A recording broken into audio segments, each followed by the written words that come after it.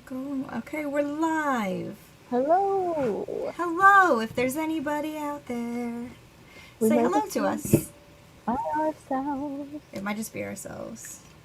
That happens. It does happen. But if there's anybody here, come say hi. Let us know you're here in the comments.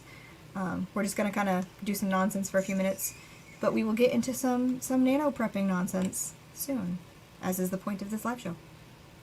Thanks, YouTube. I know we went live. No, don't click on it. Casey turns out to be our only viewer. I was a viewer for a second, so that might pop up.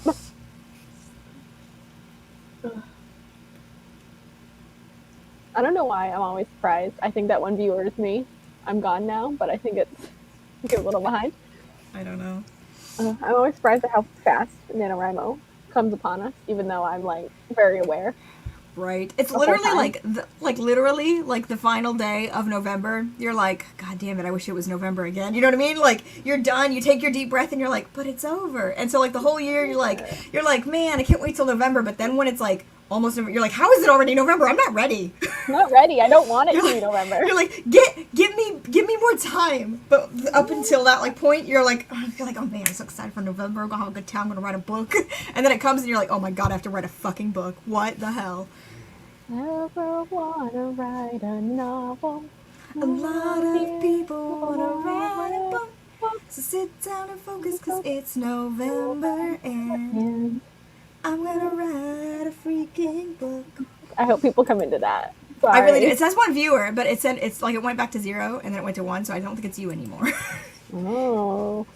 If anybody's watching, let us know in the comments that you're here. Come say hi to us.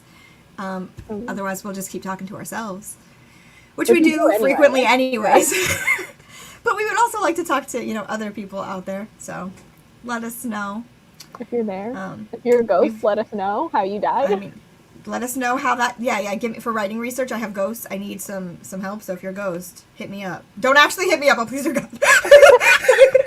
If I get hit up by a ghost tonight, I'm gonna not have a good time. You think it's like, you would not think that, I mean, obviously I'm not doing like, scary ghosts, but it's still like a thing you would not expect from me to put in a novel at all, just because I don't do paranormal stuff. It is kind of from me. It is your fault. Well, no, but like, I mean, like, I did have that idea myself, because like when you were like, oh, like, and I was like, well, I was thinking about doing this at one point, that I scrapped it, and you're like, bring it back, bring it back. Bring it back. Bring it back, we need some good ghosts in this house. Always. Yeah. Yeah. I'm a very cold human right now. Me too. I'm always cold, though. But, the, like, temperature keeps dropping. And I keep getting so cold. Yes. We have a storm watch. Me too. Amazing. Yeah. It's like bad weather, like, all over the States right now. That's just weird. I literally, like, got recommended, like, an article about, like, the bad weather coming this week last night, and I was like, what? And I, like, read the whole thing, because I was like, oh, great. Of course, like, a bunch of that's in the Midwest, where Justin's going to be driving for 5 hours. Cool. Thanks. Yep. I'm not going to stress about that till he's home. Nope. Well, we are here to distract you with NaNoWriMo nonsense. NaNoWriMo nonsense. NaNoWriMo nonsense. Did I do a we're live tweet? I did. Okay, yeah, I went live. Okay. Like, I scheduled my tweets, and I forget, like, when they were supposed to go off, and I'm like, just making sure. Alrighty. Well, we have one ghost viewer who has not said anything, but that's okay. It's hard to type when you're a ghost, probably. I assume so. You would assume. I don't think ghosts, like, do well with technology. No. It's probably not going well. Probably not going well. Alright. Oh, 2 viewers! Do we have somebody else here? Let us know in the comments. I don't want us to like just like start diving into like nano talk stuff, because I wanted more people to get here before we dive in. But if no one's coming, then that's fine. Then we can just start. I mean, we can just start. Oh, it's back down to 1. Oh, we lost. Hopefully, we didn't lose the ghost. Hopefully not. Attached to our ghost now. Yeah. Very attached to the ghost. All right. Well. No. How my nano panicking has been going has been crying about houses for the last 2 days. Oh man, I had I wheeled over Casey messages when I woke up. I was like, Casey's gonna read this and she's gonna be like, wow, now my brain hurts. True, my brain didn't then hurt. Guys always have house troubles. When you're writing a book, don't put people in any houses. Let those bitches live on the street. It's gonna be easier, I promise. Easier that way. Like legit. I had 53 messages. Yeah. 53. Did you screenshot it? Yeah, I did. The funny thing is, because like I had started sending you this message when you had popped in, so you'd gotten some of them before you clocked out for the night, right? Because you popped in and said something. You were like, I'm sorry, I apologize to you from you or something like that, because I was like, I hate myself. Yeah, so there was probably like 20 more that came before it, because you would have got, like, those notices would have gone away once you came in the chat. But then there was a bunch after it. Me just sending Casey pictures of this house and being like, there's an elevator in here? Question mark.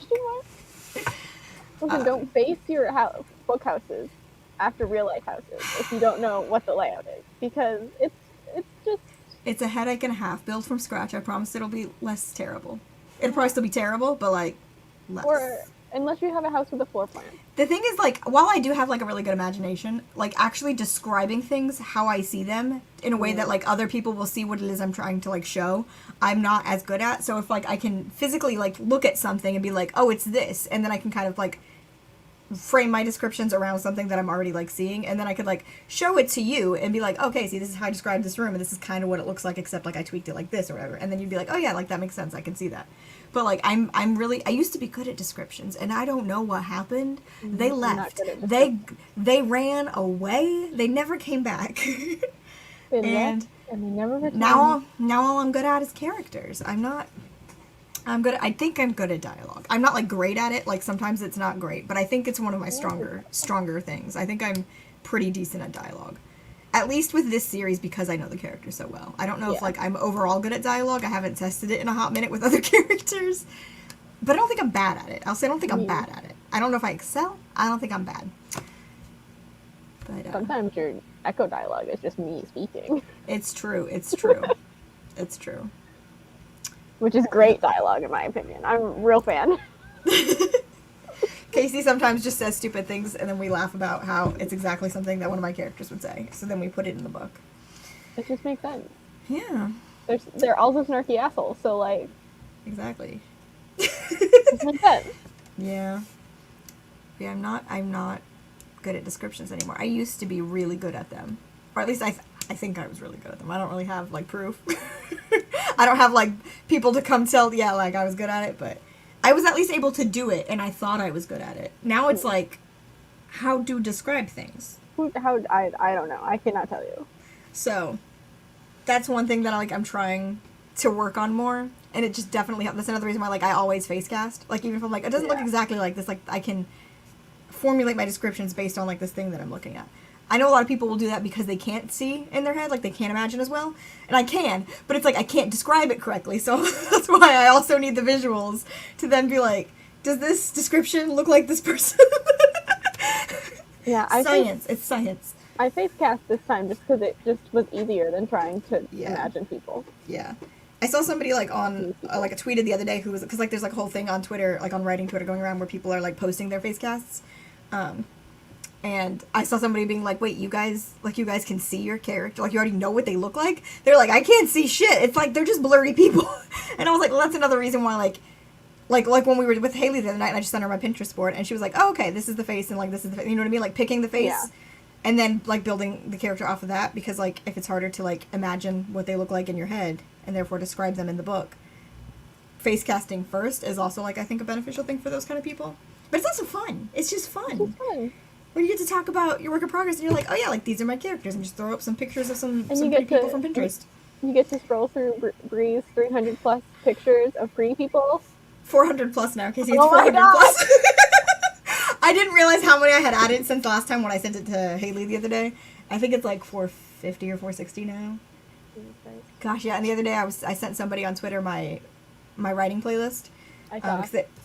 And I was like, looking to see how many were on there, because it's been a minute since I looked. Like, I keep thinking, I'm like, yeah, I got about 100 songs. 163 now.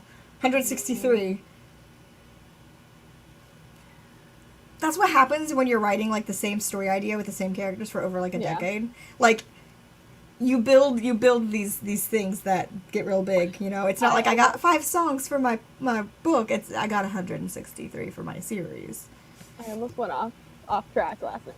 I mean, I didn't do any book planning anyway, but I almost went off track and just started figuring out like which characters would listen to what music, because that's like music is such a thing for me that like normally at least I've absolutely done that. And I didn't end up doing it, but I'm probably gonna before Nano happens. I'll probably like pick some artists that each of them listen to. I also think that's fun. Like if you don't have like a writing playlist in the sense of like, oh, these songs like fit the book or the theme or like the character's struggles or whatever, but like picking music that it's like this is what this character would listen to, and listening to that like while you're writing in their POV is also like I think a helpful form of listening to music while writing. It's like a different way of doing it, but I think that's also helpful. I used to do that. I definitely used to have like a Jillian playlist because she was very easy. She still is. A lot of the songs on my writing playlist are songs Jillian would listen to, so it's fine. Yeah. My problem is I can no longer listen to lyric music while I write. I only can when it's like the writing playlist, when songs I've listened to like hundreds of times over and over and over. Like if I know the song by heart, so I don't get distracted by it. Mm-hmm. Anytime I'm trying to like add new music, or like if I've added new music recently and I'm trying to write and like one of the new songs comes on the playlist, I'll usually skip it because it's like I'll stop to like listen to the song and experience it again because it's new and it's fresh and I don't know it yet, which is fun, but not when you're actually trying to write. So yeah, I have to listen to too well. I want to sing it. Yeah, so. Basically, well, yeah. I mean, like, but see, it's like it's ingrained, so it's like I don't have to because it's like my conscious is already doing it. You know what I mean? It's like I don't got to think about it, so it doesn't disrupt the flow of the writing for me. It's like Icon for Hire. They're fine. They're absolutely fine. I can listen to them all day while writing. 90%. I would say 90% of the playlist is them. I guess that's probably not accurate anymore now that there's 163 songs on there. But so they others. Still, I feel like as far as repeated artists, they still have the majority. Yeah, they're the most repeated. The most repeated, yeah. Most repeated. The most repeated. Yeah, my writing playlist is now like mostly instrumental, or and some German music that Sela sent me, and I like because I don't know the lyrics, so I can't sing along to it because it's in German. Yeah, I feel ya. There's that. Yeah. Yeah. If anybody wants to a crack at my writing playlist with its 163 songs, let me know and I will send it to you. Yeah, you should drop I feel like it's so specific. I feel like it's so specific to my series, but like, I don't know. It feels that way to me because I've been listening to these songs for the series for such a long time. Some of them are newer to the list, but I'd say like at least a solid like 80 of those songs, if not more, are songs that have been on this playlist for years and years and years and years. Years. Yeah. Years. Yeah. So much Icon for Hire. Listen, it's like they're writing for my characters. They're writing for my books. They don't know it yet, but they are. I can't wait for more new music because it was such good timing last year because all the singles from Amorphous were dropping right leading up to November, and like I think 2 of them dropped in November. I think the first one dropped right before November, and then they were dropping like throughout the rest of the year before the actual album came out. And the ones that they dropped were like all of the key ones that I was like, yep, this is going on the writing playlist. It was like Last One Standing, Seeds. Standing so good.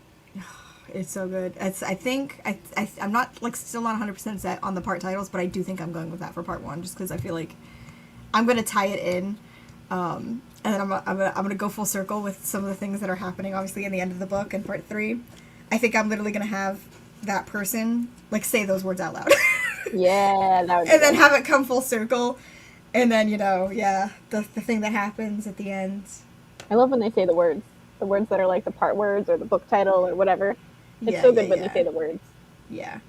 I don't know.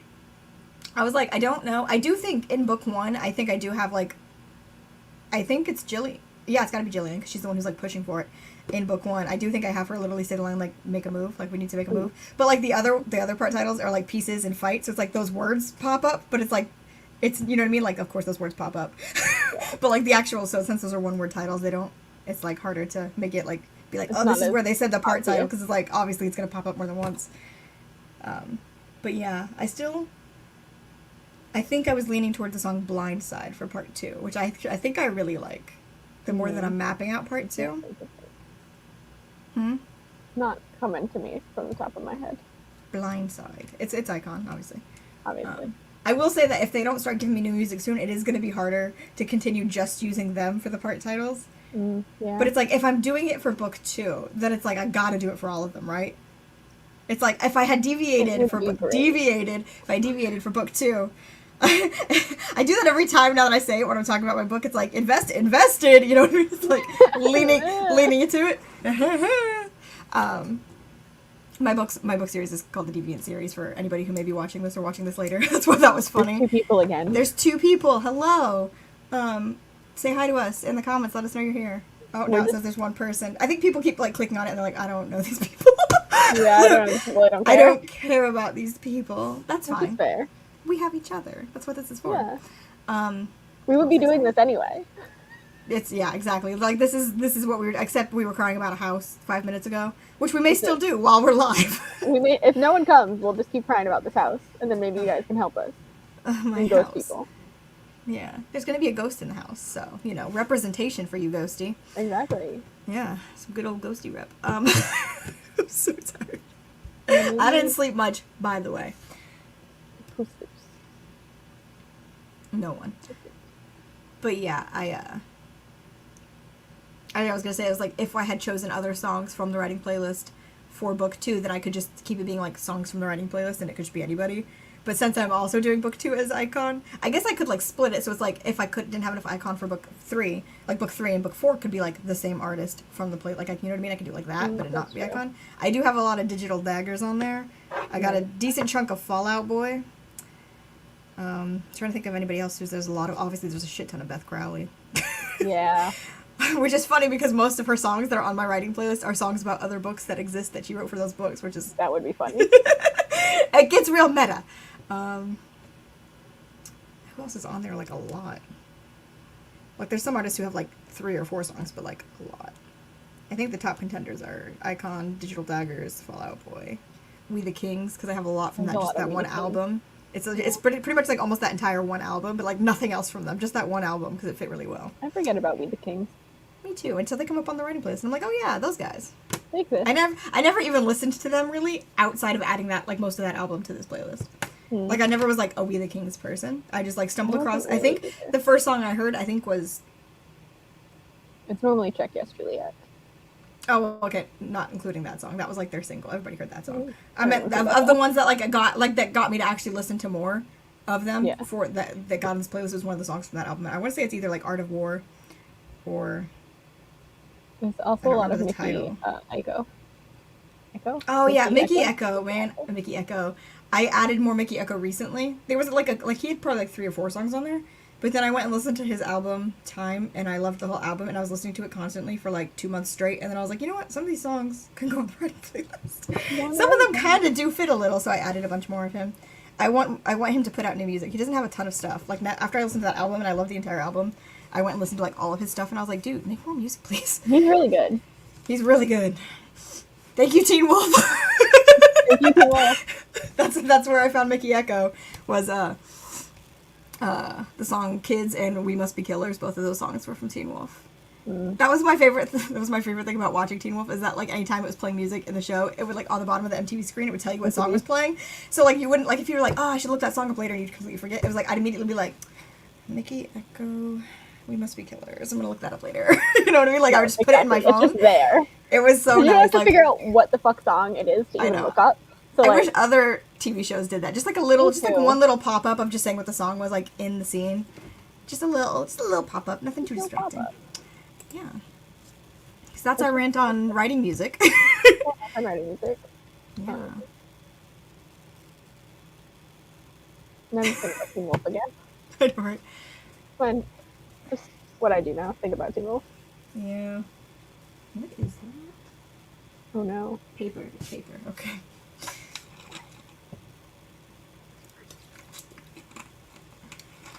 I'm resisting rewatching any of Teen Wolf because I know when I start, I'm probably going to finish it. Oh no. Eli is DMing me. Yes, I am live. What's happening? Hello, Eli? Are you like watching just to get my reaction? Because I knew you were going to scream that name at me, Eli. You don't DM me unless you're screaming that name. Are you here just to see that? Because you said you were going to be busy. There's 2 people here now.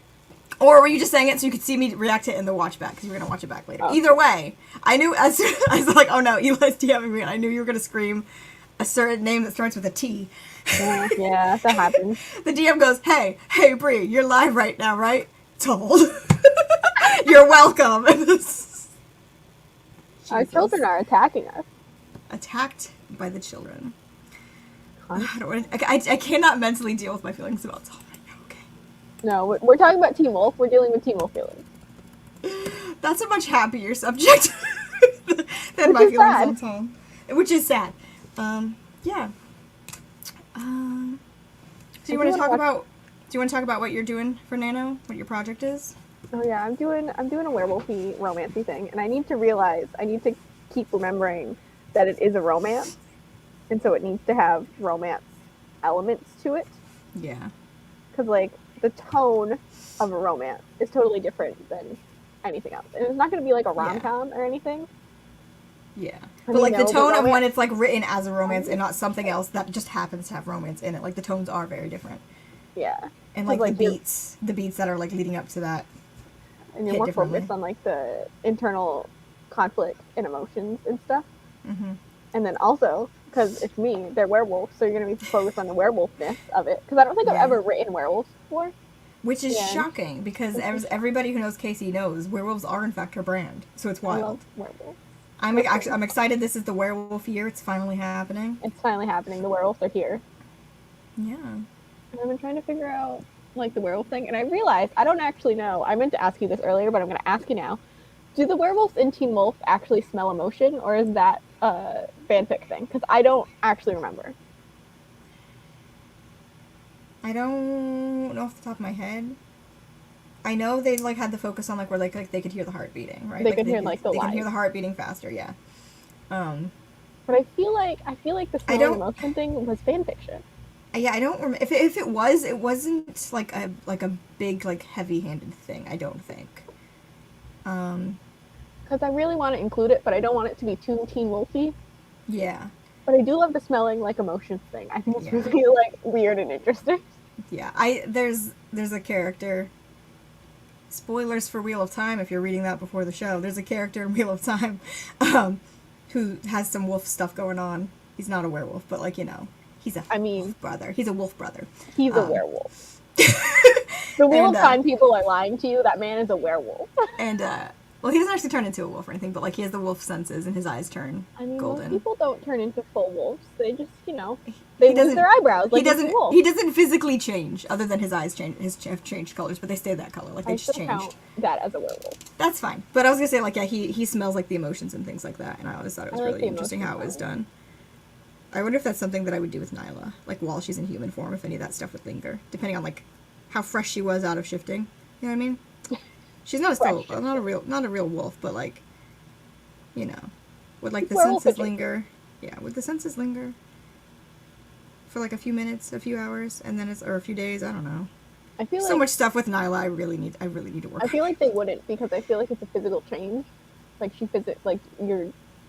Yeah, but I mean, like I also feel like she's been like that for so long. So like I feel like at first like stuff like that, like just stuff like that in general, not even just that, but I feel like would linger. You know what I mean? Like what she likes to eat, things like that. Like I feel like that would linger, but I don't feel like the smelling and stuff would linger, because that's like a physical thing that would change.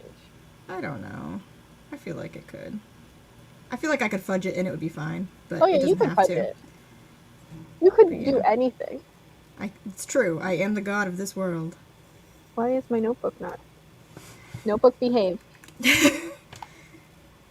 Hello! Steph is here. A person. Hello. Yeah. Yeah. I've been crying about a house for 2 straight days because I'm modeling the house that my characters are moving to in this book off of a real house, and it was a mistake. It was a mistake.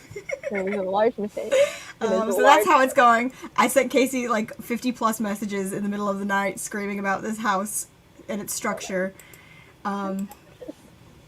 Yeah, it was a time. We figured out a few things about the house, but then we gave up for like now. We needed to take a break. Yeah, well, we're live now. We don't need to. We probably won't cry about houses on this live. I might. We depends on how long we stay on here. But I feel like we've made a lot of progress in like general, just like plotting and outlining for our stories. Yeah. Like, as far as that goes, which is, I mean, a key thing. I mean, unless you're a pantser. But still, I feel like even pantsers have, like, something to go off of that they're, like, they don't just immediately wing it from the go. But we're doing, like full outlines. Full outlines, yeah. So, like, I feel like we've made a lot of progress in that sense. There's only, like, a few beats that I'm missing in the outline, I feel like. I still need to map out well, more of part 3 in general, because I still need to figure out if there's, like, anything between the good stuff and the bad stuff in part 3. Like a segue scene or something. We did decide to kill someone off the other night. We did. It was the funniest thing. Like, I still... Yeah, exactly. Yeah, they're going big and going home at the same time. Yeah, in a big home. Mm-hmm. But the other night, Casey and I were mapping out. I have this fight scene at the end of the book that I was just trying to map out, like, how the fight scene plays out. One of my main characters is going to die in this fight scene. And so we were trying to map out, like, how this character gets injured and, like, how that happens. And then there's two like bad guys in the scene, like 2 good guys in the fight. There's clashing, and one of the guys comes in, and I get real quiet. Like, we're just talking, we're like mapping this whole thing out, and I get real quiet, and Casey's like, what? And I was just sitting here. I think I was like doing this, doing that, yeah. I was like doing this thing, like I was like kind of tossing and turning the idea in my head, and I was like, what if we kill him? And you were like, we kill him? And I was like, yeah, we could have so and so kill him. And you were like, well, we don't need him. It's like, just like not planned. I mean, it's not like a main character's dying in this book, but the one that we spontaneously decided to kill is not a main character. It's like a side character that we only met in this book. Although I do feel like I need to like layer on more with him earlier in the book. Now that we're gonna kill him off in the end, but it's really fun when like things that you were not at all planning to do or anticipating just like happen like that. It's like, I think we're killing this guy. I didn't plan to kill this guy off, but he's gonna die now. And it's pretty dark actually, how I think we're killing him, like visually. Yeah, I was like, go darker. I know, Casey's always on board for going darker. Like, anytime I'm like, what if we do this or we do this? And like one of those options is like a little more traumatic. Casey's always on board with trauma. So just in case you didn't know that about Casey. I can't put it in my book because my book is a romance, so there can't be like murder. He will, but the other don't hate me when you read my books is all I'm gonna say, because I have this series only. Okay, in my other books, my other series, if people die, they're probably gonna stay dead unless it's a god. Actually, I don't actually know if I'm killing any of the gods. We'll worry about that. That's my other series. We're not going there today. Yeah. We don't have to worry about them yet. I may or may not have some resurrection tropes in this book, and two of them are Casey's fault. One of those people didn't actually die, but you think they're dead. Don't worry about it. I will take Casey's fault. So, listen, okay, it doesn't count as much if they're gay. If you resurrect someone who is queer, it's like less of a thing for me. Because I'm like, unbury your gays. Okay? Unbury the gays. I mean, technically, there's a character who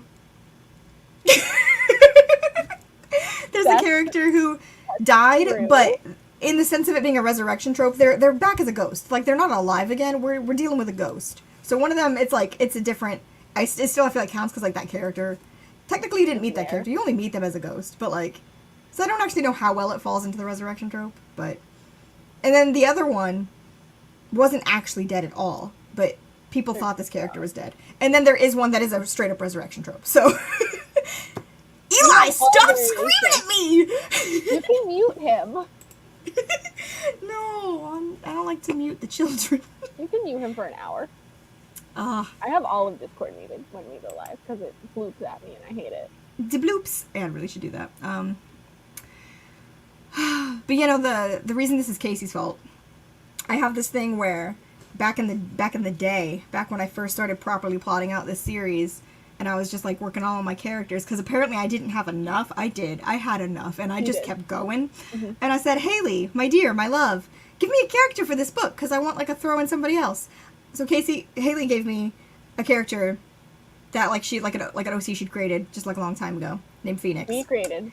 Yes, Haley. And we reshaped her to like fit my story, and she's very different than like what was given to me. But that was a thing, and it was just so fun to like have my friend give me a character for the book that like it then became its own character, and it's like she's my character now, but it's like it stemmed from this image of a character that was already created by my friend. So then I was like, Casey, you've never given me a character, so you got to give me one. So then Casey was like, oh, let's bring back all these dead sisters. Listen, I might not want romance for myself, but I love reading romance. So I am looking at this message and I am considering it. Are there degrees of murder? I mean, a pinch of murder. There's like self-defense. I feel like that's less murdery than. Oh, that's true. That's not like somebody like going out and like killing people for fun. If like you like are defending yourself and the person dies in the situation, that's there's a stalker in my book. We could. There is a stalker. We can murder. Casey, I murdered someone. You got him. I murdered 2 people. Maybe more. Who knows? We're not done yet. Who knows who else died in this book? The stormtroopers are murdered. All right, I've got a lot of. They're not actually stormtroopers, but they're basically stormtroopers because they're just like soldiers who suck. So I got a lot of stormtroopers that are gonna die. A pinch of murder. It's a little dash. Just spice it up a little bit. Yeah. Oh yeah. I'm so tired. Yeah, Preptober it's going. I feel like there's so many key things that I haven't actually figured out yet that I really need to solidify. One of which was like the mapping out of this stupid house, which is why I was focusing on that last night, and then it gave me brain melting. Because in part 2 of this book, like my characters are moving into this house, and it's like this big fancy new house that they're moving into, and I was like, I need to figure out the layout of this house. Like when like they're in the house, I can be like, oh, like I know the layout of it, so I can write it. And I don't know it yet. The spooky vibes. I considered putting on a Halloween costume, but then decided I did not have that much energy. It's true. It's true. It's true. I put on bats. Yes. Free has bats, which are very spooky. My spooky bats.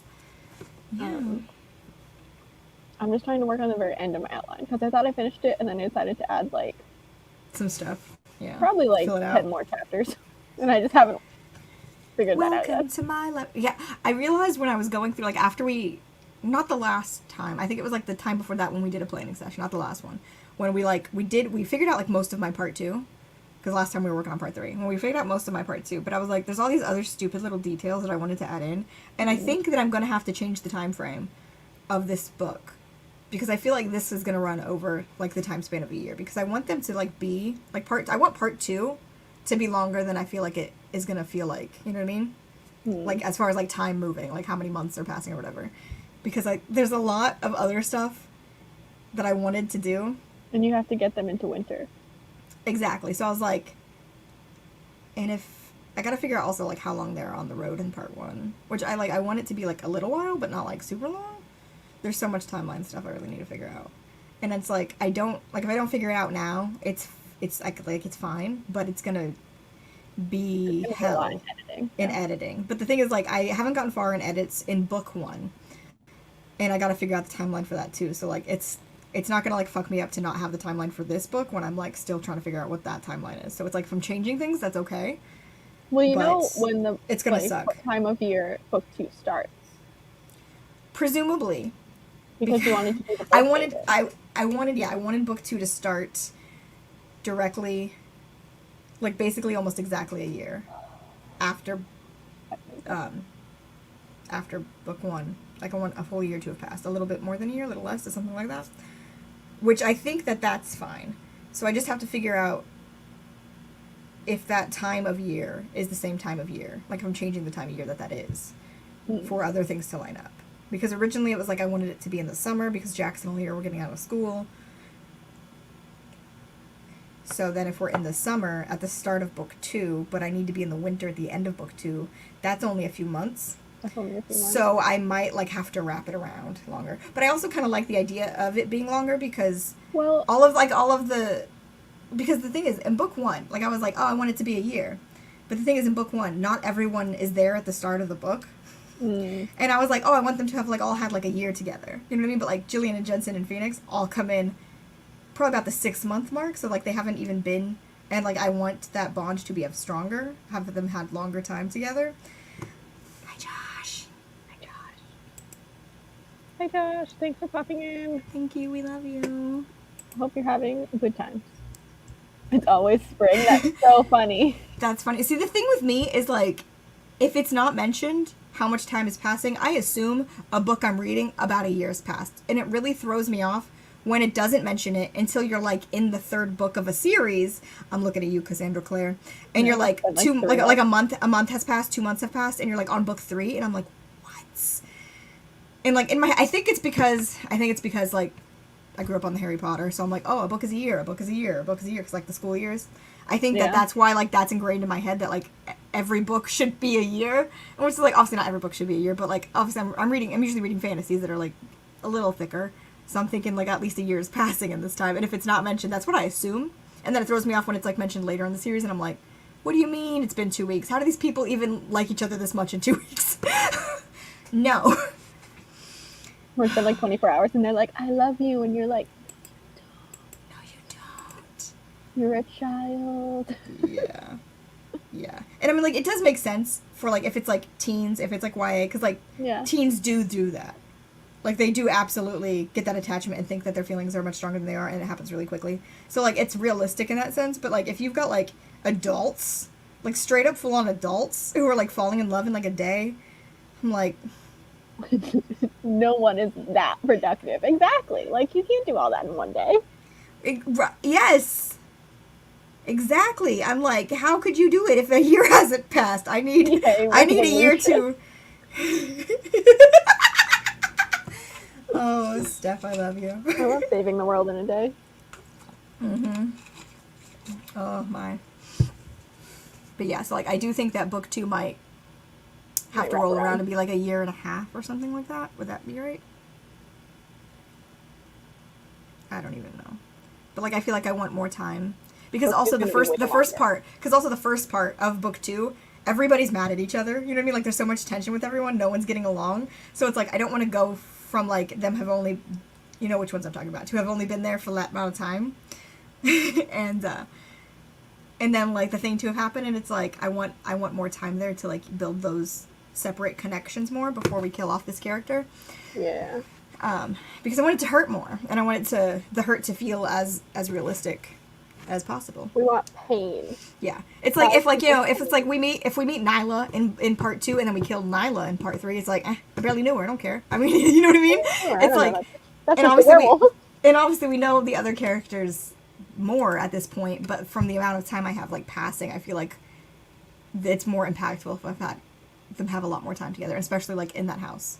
Because I did want to have, like, other little plots going on in part 2 that were, like, normal things, like they're getting back into, like, a normal sense of normalcy. Like, Jensen was going to start doing dance again, and, like, I don't know if the kids were going to go back to school. I was playing with that idea, and I like it, but I don't actually know if I can fit it in. But things like that, just, like, doing normal things, having a normal life again before we throw it all down the drain one more time. As we love to do. Yeah. Yeah, that would make more sense for, like, getting to know Nyla, to convince her to, like, get to the house. Exactly, it gives her more time, and then it also, like, she'll have had time to, like, connect a little bit with it, because we decided that person, I don't want to spoil who's dying in my book, assume people read it one day, hopefully, maybe not, but don't want to spoil you guys, but it would give her more time to also, like, actually form that bond with that character enough to, like, actually have an emotion about the loss. Mm-hmm. It would probably still be more detached, because she's also just not used to having human emotions. But it would still, like, you know, me neither. It would still, I feel like, just make more sense with how I feel like I'm going to end up portraying all these things, to give more time in between. So I've got to figure that out. Which, I mean, if I do make part 2, it's already got the most bullet points. Like, it's so long. So if I'm trying not to cram all of that in, like, a short amount of time, like, I feel like it'll be better to, like, space it out. As long as I'm mentioning, like, time passing and showing, like, how much time is passing in that. Yeah, and you can show, like... Because I was also gonna have Chance, like, start dating that guy and also break up with him. In that part. It's true. Because, like, because I need him to no longer be dating that guy when we go into book 3, so... It's fine. It's fine. But yeah, I would also need more time for that to, like, develop into a thing that, like, actually is, like, a thing for Chance to, like, actually, like, be hurt over. Because I was gonna have it, like, him get close enough to that guy that he wanted to tell him about his powers. And then that's why the guy leaves. Because he's, like, freaked out by it. So, like, I'd have to have enough time for him to get to know someone enough to want to show them his powers. And that ain't no, like, 2 weeks. That ain't no 2 weeks. It's not, that ain't gonna work. So, yeah.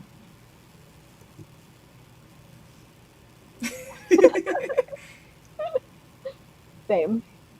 Yup. Honestly.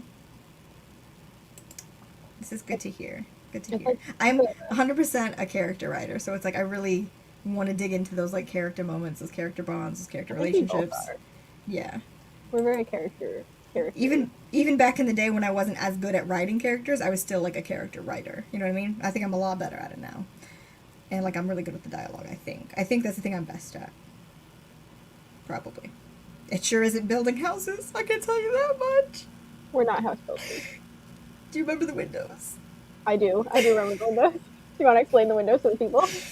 Okay, so in book 1 of this series, which by the way I've been writing for over a decade. I say writing. I've been writing versions of it off and on, and it's been in my head for like 13 years, 14. It's been a long time. I've imagined this place where they live, which is a tree in the woods. They live in a tree. It's a tree house, and when I say it's a tree house, I don't mean it's a house built into a tree. I mean it's a tree built into a house. Yeah. One of my characters, his power is like plant manipulation, like organics and stuff. Like he can grow things with his brain. So he literally grows this like giant tree that they then live in and like turn into a house. And the entire time, like I have it so that like the levels, like the staircase is kind of going through the walls, going up to the different levels. But I always imagined all the bedrooms on the different levels having windows that looked outside. But they can't have windows that look outside because the staircase is in the goddamn walls. And I always knew the staircase was in the walls. And yet I always gave them windows. And there was this the year before last when I had the mental breakdown. I was like, when I realized breathing. I realized they could not have windows. I think I literally cried. I was like, Casey, it's been 10 years and I never knew that they could not have actual windows in their bedrooms. I mean, they could, but it would be looking into the hallway and the staircase. Like, well, they would not have a double window. Like, that's true. But it would be like weird. the way I was picturing it and imagining it and like drawing it and things like that. I am not an architect. This moral of the story, not an architect. I couldn't do it. We know they're hard. It was traumatizing. And then last night, this other house that they're moving into in book 2. I've been basing it off of this house that I found online like forever ago. This big fancy house that's like in Georgia that I found like all the pictures off of like a realtor site and I really liked it. And obviously like my version of it's going to be different, but I've been basing the overall like feel and look of the house on this house. And I just now last night figured out, again, I've been looking at this house, pictures of this house for 10 years. I just now figured out that this house has an elevator in it. And I didn't know. I didn't know this whole time. So probably like 5 of the messages I got last night. I was like, Casey, there's an elevator in this house. What? I think I just said what a couple of times. Yeah, like a couple times. And then I said, please respond, because that's our always. And that's our always. I don't even think I could explain the please respond thing in a way that would actually make sense or be funny to anybody else right now. I don't think anyone understands but us. One day, my book will be published, maybe, and you'll read it, and then you will know what please respond is all about. And maybe it will be funny to you. Maybe it will be funny. I don't think I ever paid attention or watched Sailor Moon enough to even notice the timeline. Oh yeah, I didn't either. Right. I did not. I wasn't a big, I was a big anime person, but I was not a big Sailor Moon person. Right. I was a big Fruits Basket person, as you can tell by this. This is all Fruits Basket. But yeah, I never got into to notice the timeline. Mm-hmm. But there's also a lot of shows now that the timelines are like so fucked that you... Oh my god, I love that. Wow. I'm proud of her. Good job, girl. I could never. I also could never. This Buffy's so cute. I haven't watched the new show yet. I keep putting it off. Oh right, yeah. Because I know I'm gonna love it, but I know it's also gonna take over my life, and I'm gonna want to reread all of the volumes of Fruits Basket. So I'm putting it off until the next year. Next year we can Fruits Basket. Next year. Putting everything off till next year, I feel like, is everything the way of the world right now. Except Stormlight, because our brains can just handle one thing at a time, and that one thing is Stormlight. Like, I'm simultaneous. I feel like I'm gonna view, the end of the crab along how I view NaNoWriMo, where it's like, you love it, and you're excited about it, and you're looking forward to it, and you love doing it, but it's also so stressful and so time-consuming. So you also kind of hate it. So you can't wait to be done with it. But it's once it's over, I'm gonna have that sweet moment of relief, be like, oh my god, I'm done with this read-along, but then I'm also gonna be like, oh, But we're done over, now. but we're done. But then I can read other things, which I'm excited about because Also excited. I've read very few other things. Although I do think my Goodreads goal is in sight now. Yeah, audiobook saved you. Audiobooks saved me. I had no idea this could happen. I think really short romance novellas are going to save me. Yeah. That's another thing. Like, it needs to be short audiobooks because, like, I can only listen to them for little chunks of time. So it's like if I'm, like, doing dishes and laundry and, like, stuff around the house, it's like I can usually get one of those, like, 4-hour audiobooks at, like, 1.5 speed done in, like, 2 chunks of around the house chores and stuff. Yeah. Usually, I don't think it takes me more than, like, 2 times of listening to it to finish one. I think like the first 3 of the Wayward series ones, I like listened to them all the same day. Yeah, they're real short. Yeah. Oh, I think some of those I was listening to at like on 1.8 because the narrators were changing, and like one of the narrators was like actually talked faster than the other, so I put her at 1.5. But yeah. Oh wait, this is a random question since Steph is here. Steph, have you read any werewolf books? I'm looking for like 1 or 2 things to werewolf before I dive into my werewolf. Because I've read like 1 or 2 romancy things that have werewolves in them, but I didn't like how they werewolf. I didn't like how they werewolf. It was a very like they were so focused on the romance aspect that they didn't even like character put in the effort of build the werewolf, like the mythology and stuff. Which makes sense, but I do want to like build up the werewolf stuff more. Yeah. If anybody else is watching this and you've read werewolf stuff, let us know in the comments. Give Casey some recs. Yeah, just let me know some werewolf stuff. It doesn't have to be books, but you know, my main thing is Teen Wolf, so. Mm-hmm. The movie was on the other day, the Teen Wolf movie, which I've still never seen. But I didn't watch it because it's mostly basketball. It's mostly basketball. There's very little wolf in it, which is hilarious. Yeah, I have a bunch of my TBR too, like the Stephen Graham Jones Mongrels. That's one I really want to get to, but it's too long to get to right now. Mm-hmm. I cannot help with werewolves. Thinking about werewolves. I think there was werewolves in the Anita Blake series, but that doesn't count to me. Too many vampires. What was the other things I needed to figure out? Figure out the whole final act of my book. I mean, same, honestly. I mapped out the part of the fight where so-and-so dies, and the other so-and-so dies. But I didn't map out any of the beginning, which is really funny to me, because, like, I was like, okay, we're going to do this whole thing, and then we just skipped to that part. Right in. But, I mean, like, we figured out, we spontaneously killed someone, so I feel like it was productive. But, yeah, I haven't, and I need to figure out that, like, the mapping out of where, like, I did plan down, I figured out I'm going to split the groups into 2. Like, that's all I know for when they go into the mall. Yeah. Yeah. I'm excited. The crabs for the writing people. Yeah. It exposed the lack of werewolf in my life, too, and I am known for loving werewolves, so... Everyone who knows Casey, like, knows werewolves are her brand, which is funny because she hasn't read much werewolves. It's like a weird thing. I read, like, one sapphic werewolf romance book, yeah, and then I can't think of, like, anything else that's... To be fair, superpowers are my brand, and I haven't actually read a ton of books with, like, superpower stuff. Obviously, I've seen, like, every movie possible, probably. Mainstream, like, media that's got powers in it, but I haven't read a ton of books that do. I know there's a ton that are. Like, that. There's a lot on my list, I just haven't gotten to them. It's hard to get to things.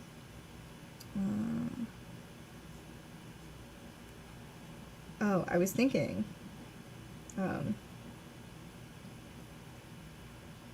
with the character that we spontaneously decided to kill. Mm-hmm. Or at least I don't know. It's such a funny thing. It's like so weird. Are we like this? I don't know, but we're calling ourselves out. I'm getting on it though. 2022 werewolves happening. It's happening. It's gonna be the year of the wolf. Yeah, so you suggested I do like a whole series, like reading on the channel. Yeah, I think that would be fun. I was like, you should call it This Week in Werewolves, because I thought that was funny. Like a forecast. Yeah, that's really cool. I thought that'd be really cute, and it's just like like little reading vlogs, different werewolf books or something. Yeah, because I want to know how different. Or just like if you read a bunch at once, just like a quick like wrap up of all of them or something, you know. Yeah, I could do like depending on how many, like how short they are, how many you read. Yeah. Yeah, and if I have anything to say, like, wow, I'm reading them. Exactly. I mean, I bought several of those like romancy ones. There's like, I can see it from here. It's called Cowboy Wolf Trouble. I'm really excited about that. Right. One. That's, and then there's a good time. The Duke in Wolf's Clothing. That one also sounds hilarious. That's a historical, like, sounds like a good time.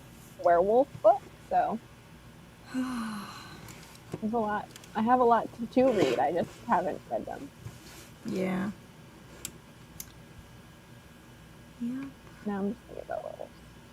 I mean, you're writing about werewolves, so I think that's productive. It's true. For this Preptober.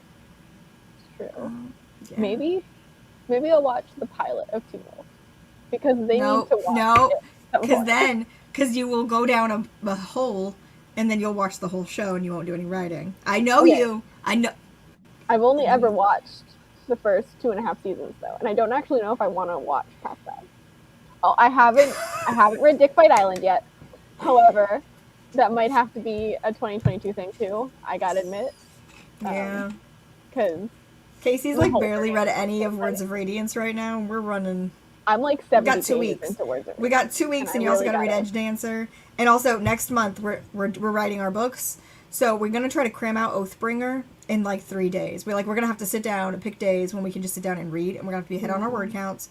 Because we can't be reading a 1,000-page tome during. I mean, we normally do, but it's not a new one, so we can't be doing it. Mm-hmm. And I gotta pack. Oh yeah, moving's coming too. Moving's coming soon. Yeah, good. Finally. Yeah. Yeah, I think Dick Fight Island's gonna be 2022. Justin also wants updates. I'm pretty sure on Dick Fight Island, he had a lot of questions that I could not answer. Yeah. When I was telling him about a whole thing. 2022 is going to be just like the nice free do whatever the hell we want year. Hopefully. I mean, we have the what's it called, the Dark Tower thing, but those books are much shorter than. I could not join. I cannot do that to myself. I need to be free of read-alongs. I couldn't for some period of time. I can't do it anymore. Because when we were reading shorter books, the other Cosmere books, I could focus on other things. But with Stormlight, I can't focus on anything else. Yeah. My phone's vibrating. I don't know. It's just a lot. It's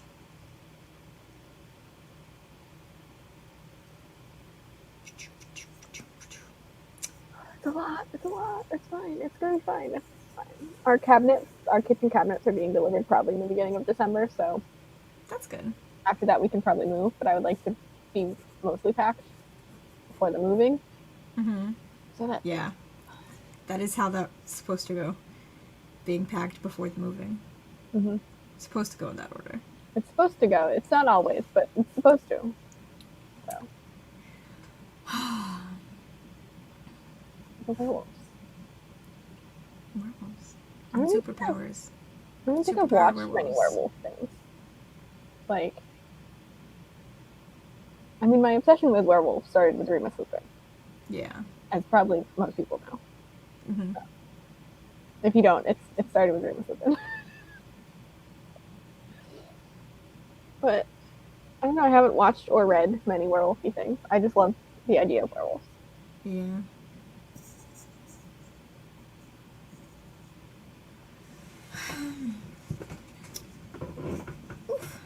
I was looking at my favorite shelf to see if there were any more werewolves over there, and there's not.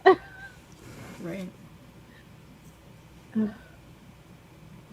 Yeah, this is the point of the month where we just kind of vaguely panic about things.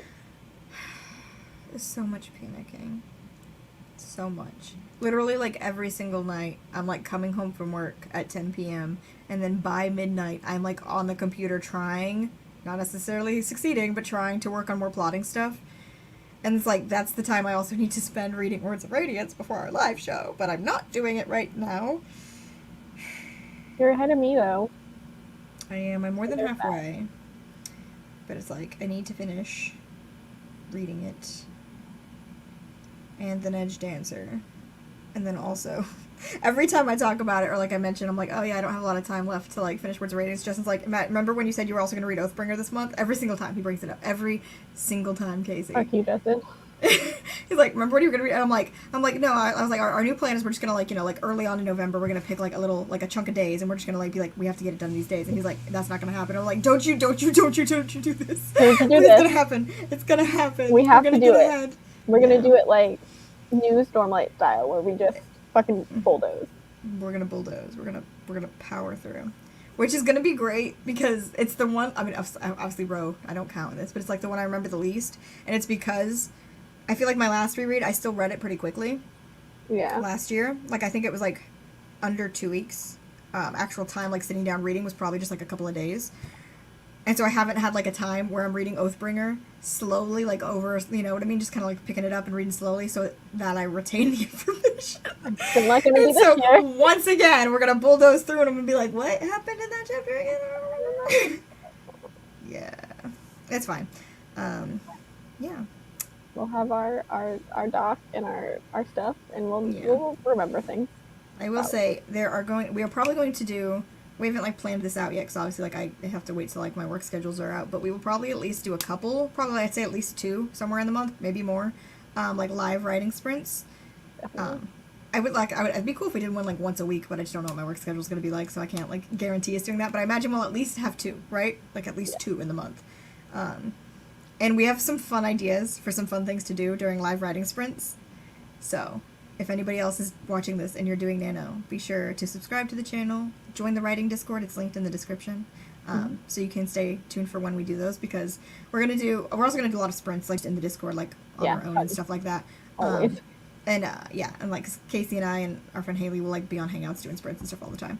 But, for the live ones that we do, we've come up with, like, fun challenges and things that we're going to do.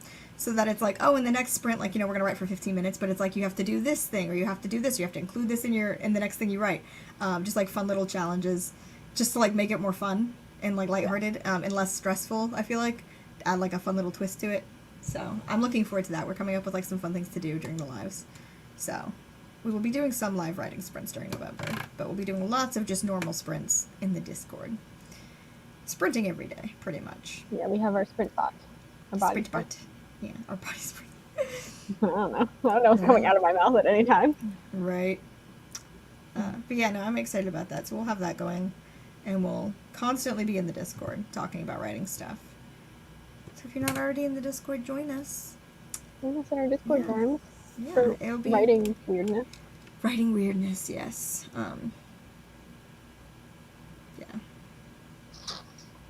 Yeah. I just keep flipping to different pages in my notebook. That's definitely helping me, right? Right. I'm sitting on this page here where I was writing stuff down. Sitting on my pre-nano checklist, and I realized I didn't add re-dyeing my hair, but I did want to do that. Yeah, right. It's always good to do it at the beginning, like before the month starts, because then you can just ride that out for the rest of the you're not going to do it again until after November. And I haven't done my roots in a while. Yeah. So I did mine's still not bad. Like, it's coming in, like, right at the top a little bit. Like, you can't see it in here, but it's, like, in the... Because I did it, like, the week before we left to go see Justin's mom. So... And I was, like, looking at my hair last night, and I was like, should I dye my hair before the live show? Like, last night I came home from work, and I was like, I have a little bit of dye left. Do I need to touch this? And I'm like, yeah, it's fine. But I will probably do it, like, this next week, just so it's fresh as can be. Fresh. Yeah. Yeah. But, yeah, the things that I need to figure out, like, 100%, that, like, I need to figure out before writing the book. Yes. Before November starts. I need to figure out what Aspen's second power is. Like, we have an idea of, like, what we want to do with that, but we need to figure out exactly how it works, and, like, what we're calling it, and, like, what it, like, you know what I mean? Like, what it does. Like, we have ideas, but we really need to just solidify that and, like, figure out the mechanics. I need to map out the goddamn house. I need to map out the mall that they're gonna be in. Oh, yeah, the mall. Yeah. Let's all go to the mall. I would like to do some more work on, like, just figuring out more stuff for Nyla. Like, I don't think she's getting any POVs in this book, but, I mean, we're introducing a new character, and, like, I want her more fleshed out, like, on page, so when I'm writing her, it's better. And then I need to finish outlining part 3. Oh, and the timeline stuff. Like, it's not going to kill me if I don't figure that out before Nano, but it's going to drive me crazy, so I'm just writing on this list. I can at least try so that it's less of a hot mess when I come back to edit, you know what I mean? Yeah. And then, like, if I want to kind of do a little bit more with Warren earlier in the book, for reasons. Because I was telling you that, like, he plays a role in the past with Rainey, in the memory stuff, right? So I was like, what if, because, like, she technically, after that 2 years, didn't, her mind, like, her memories of that 2 years did not actually get, like, removed the same way, like, her previous memories did. They just, like, mind fucked her up a little bit. So those memories, I assume, were more, like, repressed, I guess, or whatever. So, like, what if she just recognized him? Like, what if she saw him and she was like, why do I recognize this person? Like, in part 2, like, in the fight scene in part 2. Because then I could at least, like, start hinting at, like, you know, stuff that happened before. Like, and then I can dive into that later after the fact, after we do the thing at the end. But just kind of seeding more stuff there for that. Yeah, because you still haven't hinted about, like, what she was up to for 2 years. No. Like, you in book 1, like, Ace is like, yo, you were taken at age 8. And she's like, nah, man, I woke up in the hospital and I was 10. It's like, so, like, they know she's missing those 2 years. But it's like, yeah, I haven't really done anything, and I don't think that I'm gonna really get into, like, figuring out what happened there until book 3. I think that'll be a book 3 thing, but, like, I can start kind of, like, seeding more of that stuff. Oh, I did think, because I know that she will have, during that 2-year period, she would have known Roman. Mm-hmm. So when we Aspen, and I can have Aspen, like, mention Roman. I don't know if that would actually happen in book 3 or book 2, because, like, she's coming right at the end. So it might also be early book 3. But then, like, Rainey would also recognize that name. You know what I mean? And she wouldn't know why she like, you know what I mean? It's like sort of thing where it's like, I know that name. Like, I know, why do I, you know what I mean? It would be start seeding those things that I can actually make it a thing when I do it. You love weird memory things. So many weird memory things. Yeah. But yeah, I feel like I need to do a little bit more with Warren in that part 2 scene. Now, I don't have him in the part 1 fight, but I don't know if I want to change that or not. But I didn't want to put all of them there, and it's like right now we're just missing Warren and Wesley. And I was maybe going to put Wesley in, because I was also like, oh, Rainey would recognize Wesley, because that's like, he went to her school, like her high school. Like, she would recognize him from recent times, because he was planted there to keep an eye on her. But if you put him there, then you got to figure out another, you know, his powers. Yeah. And I just don't want to deal with him. I can't have his powers going off in that scene. That's too much. I mean, like, I guess he could still be there, but he wouldn't be using his power. But, like, why wouldn't? But why would he not use his powers? Exactly. That doesn't make any sense. Okay, so he's not going to be in the fight scene in part 1. So I think I'll just have to kind of, like, do a little bit more with him in that fight scene in part 2. Where he's annoying. And also tormenting squirrels. Because, like, if I'm also, I can also just, like, add, like, tidbits or, like, things to just kind of deepen him a little bit before, you know, if I'm giving Mason any POVs in book 2, which we talked about, and then also, like, the stuff with Aspen, how, like, we can put that in there. Because I feel like Mason needs to have, like, a couple POVs in this book for us to, like, actually get to know him as a character, and not just, like, through the eyes of our other kids, half of whom hate and don't trust him, and one of whom is like, but he's not that bad. You know? Not bad. And obviously, once we get Aspen in, we'll, like, have her perspective on him. But, again, she's coming in right at the end of the book. Like, so, like, we don't really get a chance to know Aspen until we go into book 3. So.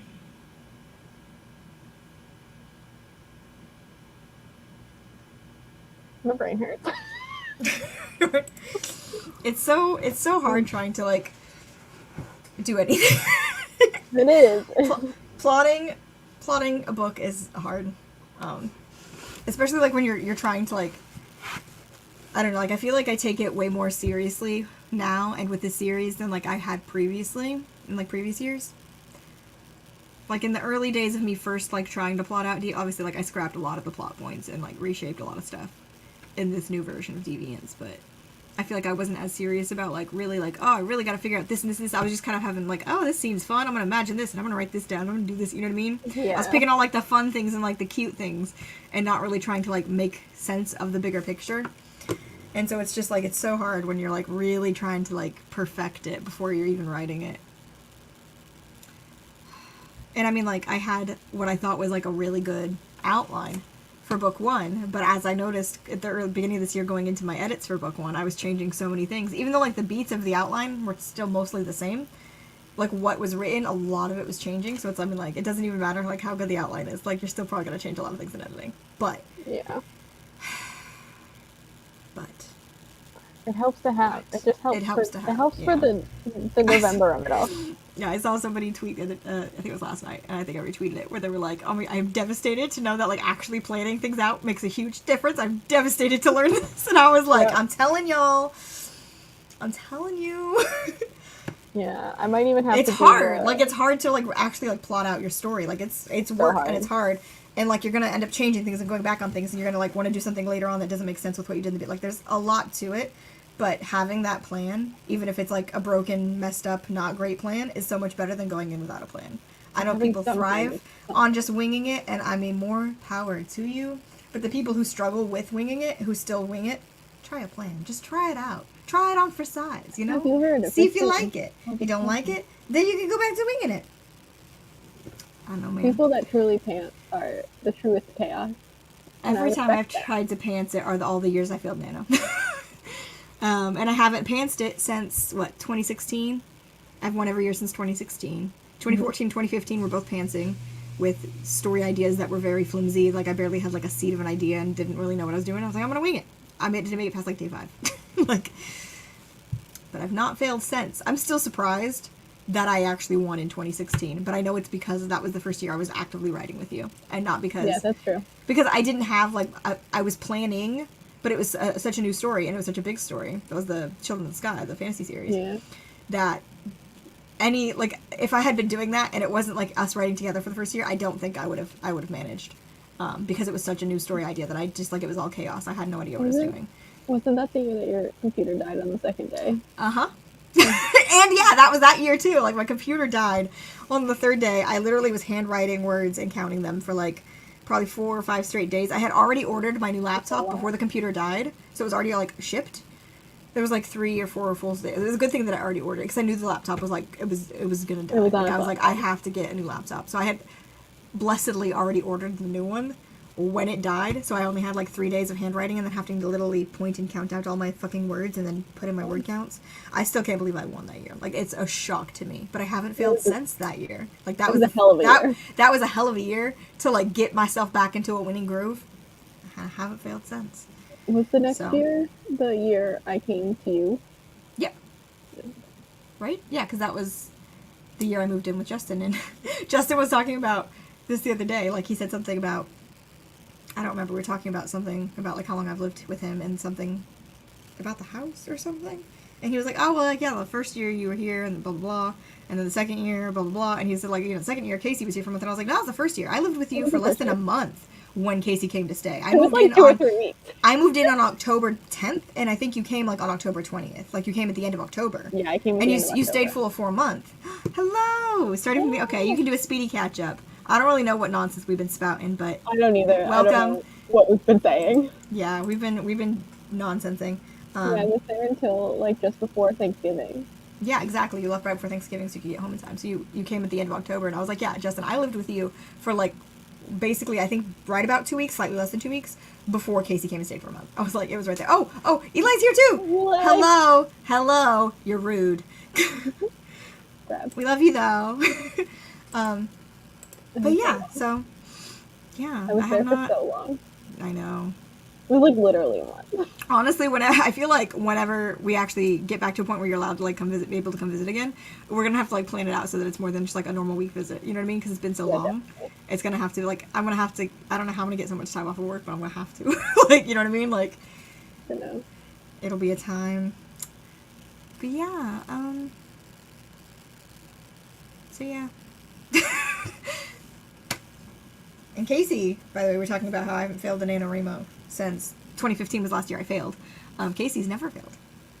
Never, not once. She's won every single year. I am very stubborn, yes. And I write real fast. The first year I ever won was 2013, which was the first year that I actually, like, sat down and was trying to write Deviants as, like, a serious story instead of just, like, kind of, like, writing random scenes here and there. Like, I was actually trying to write it in a like a, you know, a structure.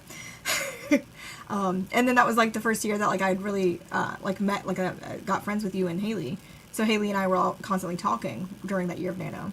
We weren't really like doing it together, like we weren't on like Hangouts doing it together, but we were like constantly like texting and stuff while doing it, which I think like helped as well, because that was the first year like I kind of had a buddy. It wasn't the same as like we do now, but there was one year I had like a writing group on Skype, and we would get together and do like Skype friends, but I don't remember what year that was. Yeah. It was when Skype was still a common thing. So. Yeah, but I'll tell you what though, like I haven't failed since I've been writing with Casey. Get you with Casey, I'm telling you. Definitely think it makes like all the difference, like having people to write with. Definitely. Especially like the way that we do it, like not just like in like text hangouts and stuff, like not just in, like, but like actual video chat hangouts, and like we'll meet ourselves and like put on timers to do our sprints, and we'll come back and we'll chat, and like we'll bounce ideas off each other. Like, I think last year, so helpful. I think last year we only missed like a few days of not video chatting. I think we video chatted almost every day. I know because I was rewatching one of my writing vlogs, and I don't remember why, but I was rewatching one of them from last year, and there was like watching to get like the style of it. Oh, maybe that was what it was. I was trying to figure out what I did so I can prep. I was like, I don't remember why I rewatched it, but I rewatched like 2 of them.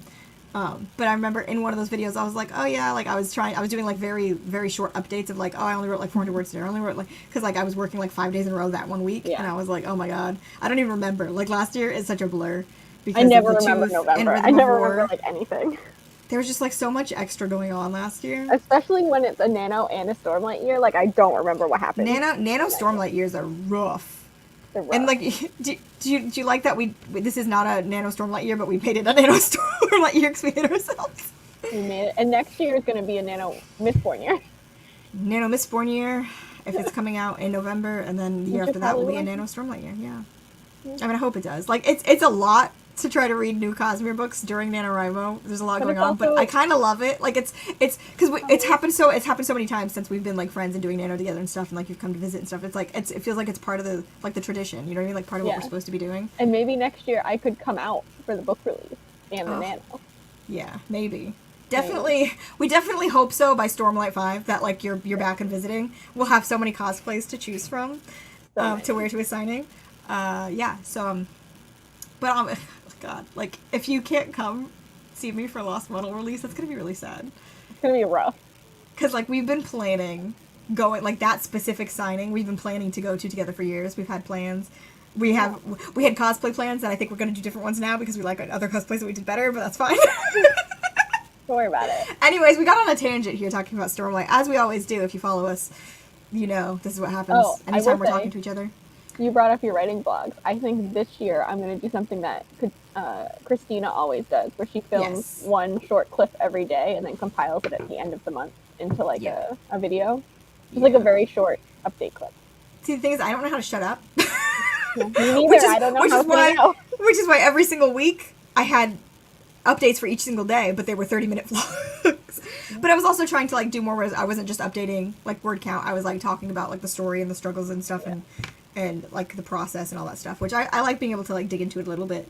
And I mean, my first writing vlog is what got us to 5,000 subscribers for whatever reason. I still don't understand why that video has like 36,000 some views. But maybe this year, you know, maybe it'll happen again with my writing vlogs. Maybe it'll just do a weird thing and we'll get a bunch more. Maybe. Probably not. I assume lightning does not strike twice, but we'll see. We'll see. I mean, in your book it does. I mean, Rainey controls that shit. She sure can make it happen. Rainey, give us more lightning. Give us more lightning, honey. Also, we are the dream team. We are the dream team. Yeah. Yeah, okay.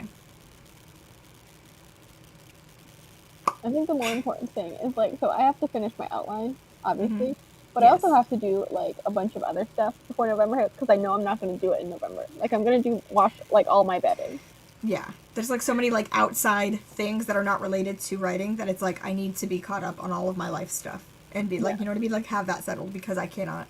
Like, literally, Justin and I are planning, like, a date night for later this week, because we always have to have, like, a special date night right before November, because it's, like, I'm going to be locked in this room every free second that I have. I mean, not every free second.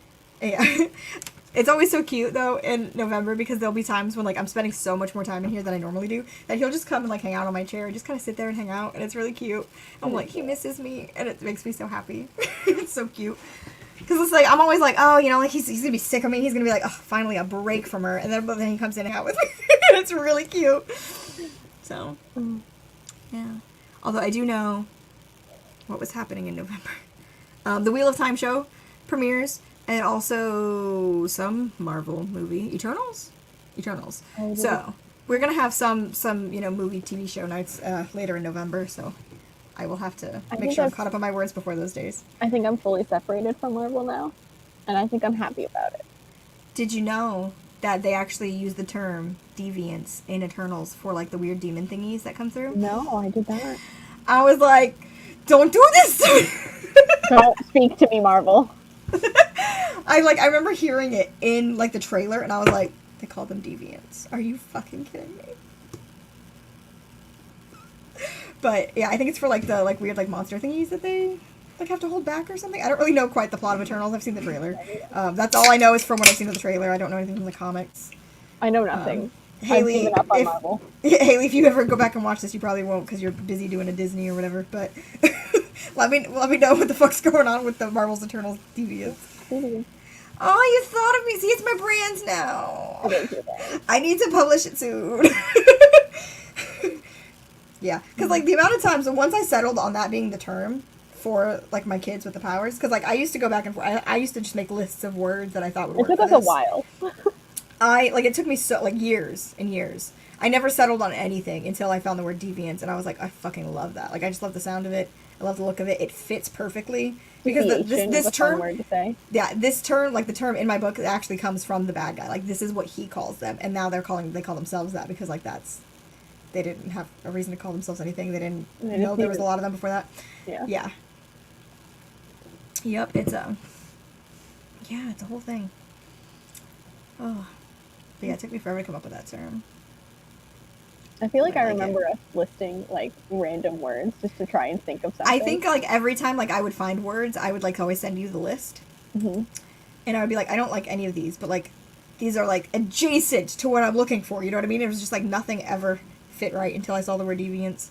And once I like really settled on it, it was like it stuck. Like I never was like I need to like the term I use for like the soldiers, like the elite soldiers who are the ones who are hunting the deviants. I'm still not set on that term, even though it's the term I've been using forever. We call them wardens because it's like a term for like peacekeepers, you know. But it's like I just think of jails every time I say the word. But also, like, there's so many other words. There's so many other like groups like that in like YA novels that have terms that it's like I can't use those terms. So it's like I'm trying to find something that's basically the same term. It would be so kind hard. of funny though for them to not have a word for them and them to be like, so what do you call them? Like wardens or like this or this, and they're like they're just soldier dudes. Like, what are you talking about? But like in world, like the mass population thinks that doesn't know about the deviants. They don't know that these people are literally trained like secretly for that purpose under Mercer. Like he's the one who's like put together. Like it's a whole like sect of like it's a step up above cops. So they're literally like peacekeepers. Like it's an elite thing. Like the whole everybody knows about them. He's trying to like get them to be not just in the States. He's trying to like spread them out everywhere. It's like a whole thing. So it's like I have to have like an actual. I always wanted an acronym because I'm like, oh, you know, like FBI and CIA and things like that. You know what I mean? It's like one of those, but it's like exactly like there's so many things, like so many versions of this sort of thing that it's like I have to find one that fits, but isn't like just like a ripoff of something else. There's a cool one. There's a cool one that I really like. That's in one of the Marvel. I think it's Marvel shows. In the comics, but I don't remember what it is. It's the one that's like it's like related to X-Men. I don't know the X-Men stuff very well. X-Men are my favorite. And you know the show that they did? Oh. Yeah. You know the show that they did? What was it called? It's called The Gifted? Is that what it was called? Was it? It was like mutant adjacent. I think they weren't even allowed to use the term like mutants and or whatever in it, but it was X-Men. I think, but they were X-Men, like owned by someone. Like the word is owned. But they were basically they were X-Men. Yeah. Like that's what they were. And I really liked the show. I never went back to it. Is it still going? I don't actually know. No, but I think they had a term for their people who were like specifically like in charge of dealing with like the X-Men, the mutants, and I was like, that term was so good. I don't remember what they were called, but I really liked it. If somebody knows what I'm talking about, you can tell me in the comments. But and then there's like, it's like the same, like similar. What's the term for the people in like the Hunger Games? Or are they just called the Peacekeepers or something like that? Yeah, it's like that. It's like that. Yeah, it's like it's like the word I'm looking for is literally like it's adjacent to all of these things, but it's like I have to find my own word for it. So I've been calling them wardens forever. Which I mean, like it fits.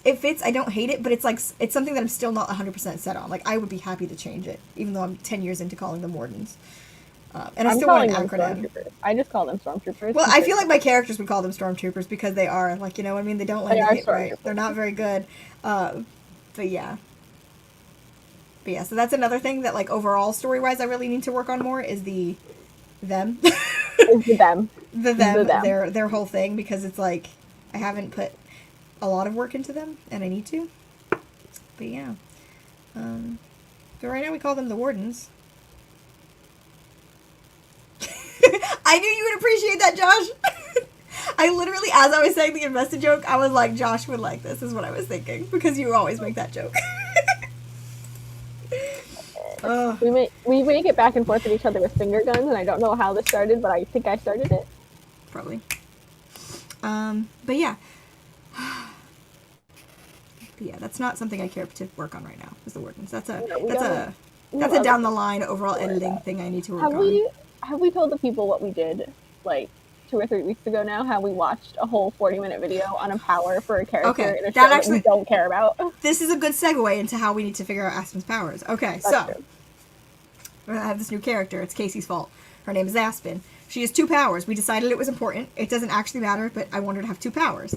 And her powers, her first power is like the opposite, like a mirroring power of her brother. It's kind of like it mirrors what her brother does. He has like a force field shield. He has a force field shield on himself. So we were like, oh, so she's going to have a shield that she can like put on others. Like she cannot shield herself. Like it's like she places it, which I still need to work out more mechanics of how that works. Can she place more than one? Can she like shield more than one person at a time? How long does it last? How far away does she need to be? A lot of mechanics I need to do on that. But so like what did we call it? Oh, like his was self-shielding and hers was shield sharing or something stupid like that. Yeah, it was really stupid, but I liked it. We came up with the terms that like she would have used. She's like probably 15 or 16 at this point in the book. But the terms that she would have, like, what she would have called them when she was, like, a little kid. Like, you know, little kids don't know how to name things. Or Rosharans, for that matter. Maybe she's from Roshar. Yeah, so her power, that power is called shield sharing, and then Echo's power is called self-shielding. And then Echo's second power is just like a generic, like, sonic scream situation. He doesn't use it often because it's very deadly for anybody nearby. Yeah, it's not good. Exactly. Yeah, and so we were trying to figure out like what like a mirroring power of that would be. That would be more of like maybe an external thing. Well, I guess I don't know, but we decided that we wanted it obviously to be like the like a mirrored opposite of that, of like an internal sonic scream thing. Like what's the opposite of that? But also we decided that we need it to have a side effect so that she can touch a ghost. We have a lot of caveats now. Yeah, it's the thing that's been so annoying about figuring out Aspen's powers is the fact that most of the time when I come up with powers for the characters, I'm just like picking things that are fun, that are cool, that I can do something cool with, that I like, that are like generic powers you see everywhere, that sort of thing. That it's just like, oh, you gotta have this. Like you gotta have telekinesis. You know, like that's gotta go in there. Yeah. Yeah, exactly. Basically. I mean, I do have a character. I have no idea when this character comes in, but who does have gravity manipulation. So, I'll be pulling from my Stormlight knowledge there. Some gravity bullshit. Gravity bullshit. Yeah, but basically, Aspen's powers matter for the plot because there was a whole reason why it was like she is in the situation that she's in. Intershields versus intra-shields. Yeah, inner and outer. Yeah, that's cute. I like it. I actually like that a lot. 7-year-old Aspen would not have been smart enough to come up with those words, though. No, but the older ones would. Yeah, I mean, is Echo that smart, though? No, but... Is Echo as smart as Steph? No. I mean, Echo's a dumb bitch. Because I am a dumb bitch, and I know Echo. I know. Yeah. But so, like, people that, like, they have to call it something. The people exactly. that have her. Exactly. That's true. That's true. Like what Mercer would refer to her power as. I'm sure he like has like catalog terms and things. Fancy things. Yeah, They're fancy things because he's a smart fella. Yeah, Yeah. Not necessarily directly opposite, but we want it to be like you look at this as like, oh, this is the brother and this is the sister and this is what he does, and you're like, oh, I can see like how these powers were like, it was almost like they got the same genes but they did something different. Because the powers are inherited. Like the first generation with powers were the parents. So everybody who's like a main character in my book who has powers, it's just in their DNA. Like it was just genetic. They just were born with it. The parents were not born with it. We don't got to talk about that right now. I haven't written that prequel. Okay. Who doesn't know how they get the powers? I think aliens. I have ideas. Okay, not directly aliens. I'm thinking meteor space nonsense. But you know what? I'm not getting that heavy into the sci-fi elements just yet. This is why I was like, I'm not writing the origin story. I'm writing the second generation because it's easier. It is easier. It's easier. Yeah, it's just so. That was literally my whole thing when I started this. I was like, we're going second generation. We're not writing the origin story.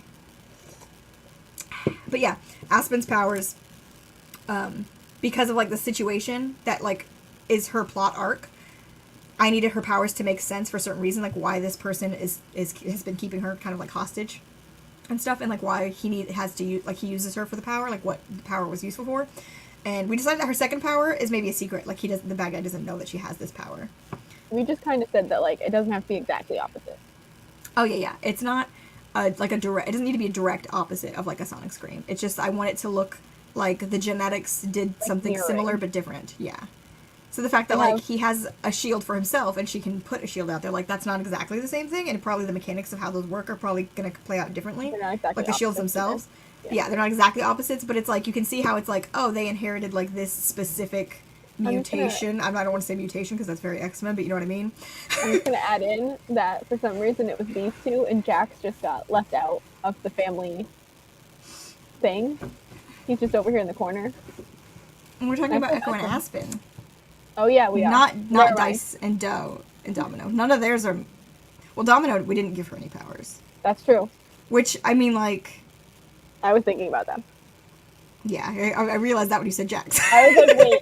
And then I said it, and then you didn't say anything. And I have too many sets of siblings. I get the siblings. I'd mix and match them. Listen, I'm a child. I'm 1 out of 4. I had 3 siblings, so I think that's just, it plays into me always putting... Shut-in syndrome? Oh, but like how would that help? She could, if she could talk to Doe, though, and like touch Doe in her dream thing. Well, we already have a lot of dream nonsense. I don't think I need that to be a dream thing. Because I already have it, like, the fact that Doe can go into Dice's dreams when she's, before she's, like, fully pulled through, I think that wow. Someone's gonna make that joke now. You know what, Casey? You know it. I do. I'm someone. With finger guns. We know it's Echo. And Casey's mad about it. What was I saying? I lost all my train of thought. Oh, with Domino. When she comes through, I still want her to like be able to go into Dice's dream, and I was even thinking that maybe she could go into others' dreams after that point. Like maybe Ace could show her that that's the thing she could do. But I mean, like I want Aspen to physically be able to touch her, physically. In the physical. In the physical, yeah. I've got enough dream nonsense. They can have dream dates all they want, but I want a physical touch. Because like that would just be it would also just be such a weird power to have. Like you can just like make yourself into a coma. Because that's the thing about like internalizing the sonic stuff. Is like, yeah. Well, we have an invisible girl. Yeah, I have an invisible girl. See, my first thought was like dimensional shifting. Like she could like shake her.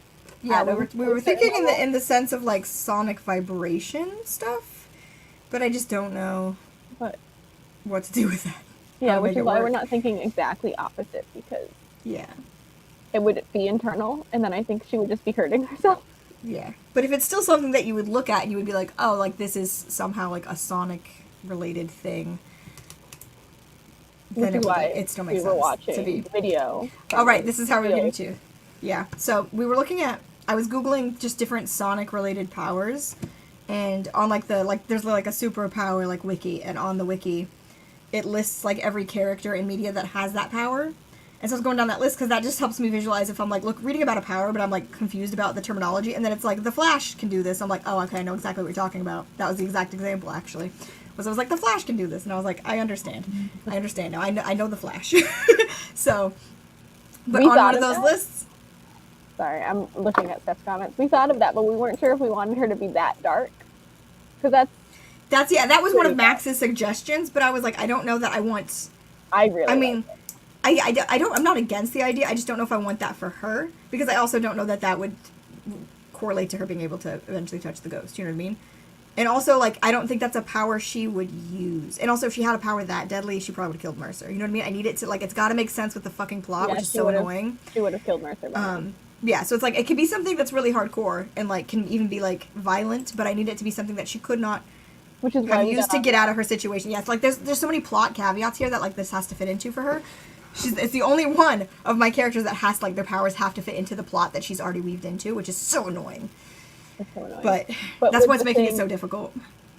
But if she has, like, that kind of, like, earthquakey thing, what if she could do all?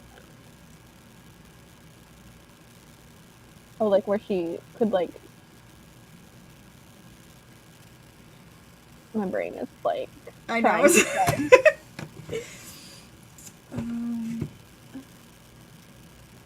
happening? So, like, mute all sounds. So, like, a suppression kind of thing. Right, but... I don't know. I feel like that wouldn't also correlate to the ghost thing. Why did I have to come up with the idea that I wanted her to touch the ghost? Casey, why did we do this? Well, because they're gay. Because it's cute. I don't think it's going to work, though. No, we can make it work. We just got to make it work. It's just, we got to figure out what the initial purpose, like what the actual power does, and then fudge it. But we got to make it make sense for the initial, what the initial power is. That's why I was thinking of doing, like, the external sonic vibrations instead of, like, the sonic cry, if she had, like, the earthquaking vibration thing. You know, I was not against that. Maybe she could vibrate the atoms and then be able to touch them. I don't know. Okay, hold on. I really have to pee. And I can't think when I have to pee. Okay. Casey's gonna go on a pee break. I'm left alone.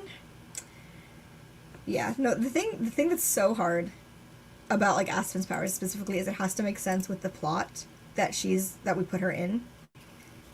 And it's like there's so many things that have to make sense. Like, she can't have a power that's strong enough that she could have just, like, taken out the bad guy who's had her, like, kidnapped this entire time. He's had her, like, under his care, I want to say, for several years. And he's been using her, like, kind of keeping her close by for her powers.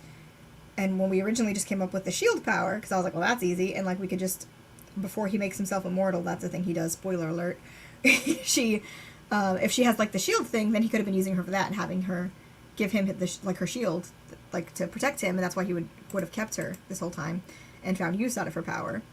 But then if, like, her other power is, like, bigger and better and stronger, it can't be so good that she could have just gotten away from him. Like, it can't be something she could have done to, like, free herself from him. Of course, she's really young when he first takes her. So we can make it so that the power could, like, eventually evolve to do something really crazy. But, like, the initial, like, what she knows she can do with it needs to be, like, more tame.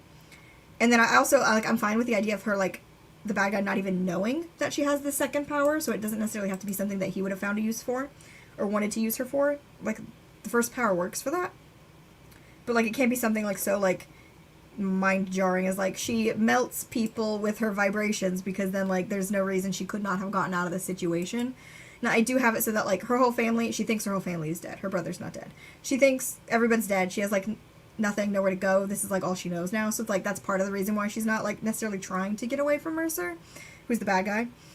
But, like, if she had a power that could just get her out of that situation very easily, I still don't see why she wouldn't, even if she doesn't really know, like, what to do or where to go. Like, I still feel like she would try to get out of that situation if she had a power that could do that. So it needs to be tame enough, or at least she needs to think it's tame enough at that time.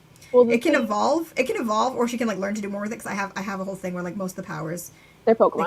They kind of learn. Yeah, they evolve a little bit. They can kind of learn to do more with like their base powers.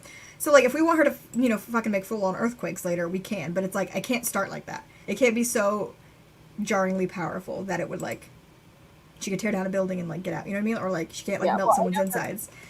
Yeah, I don't think it's. So I need to figure out. I need to figure out what the initial power is. Like when she's a child and she's taken. Like what does she think that power can do? And then what can that power actually do? Maybe with like more practice and finesse and control. And then what can it evolve into? And what can it evolve into that would let her touch a ghost? So those are like the three things we need to figure out. We need to figure out like what was the base power, and like and if depending on what we decided is it something that she hid from Mercer, like he didn't know. Like that's what we're going with right now since we just don't even know what his power is yet.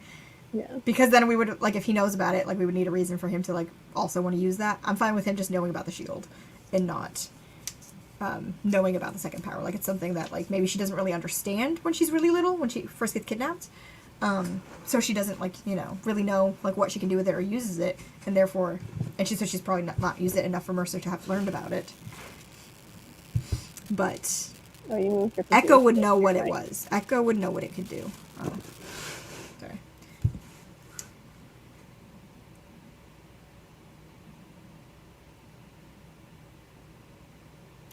That's wild. That is wild. I need to make that big. Oh yeah, I was just about to click on it. We always do that when we start to read the comment, and I'm like, all right, we're supposed to show it on the screen. Yeah. We know how to do things. Silencing noise, but later it becomes ash that she has been silencing the presence of life causing space. Oh, see, I don't know if that would work. I don't think that would work with like the domino stuff, my ghost stuff.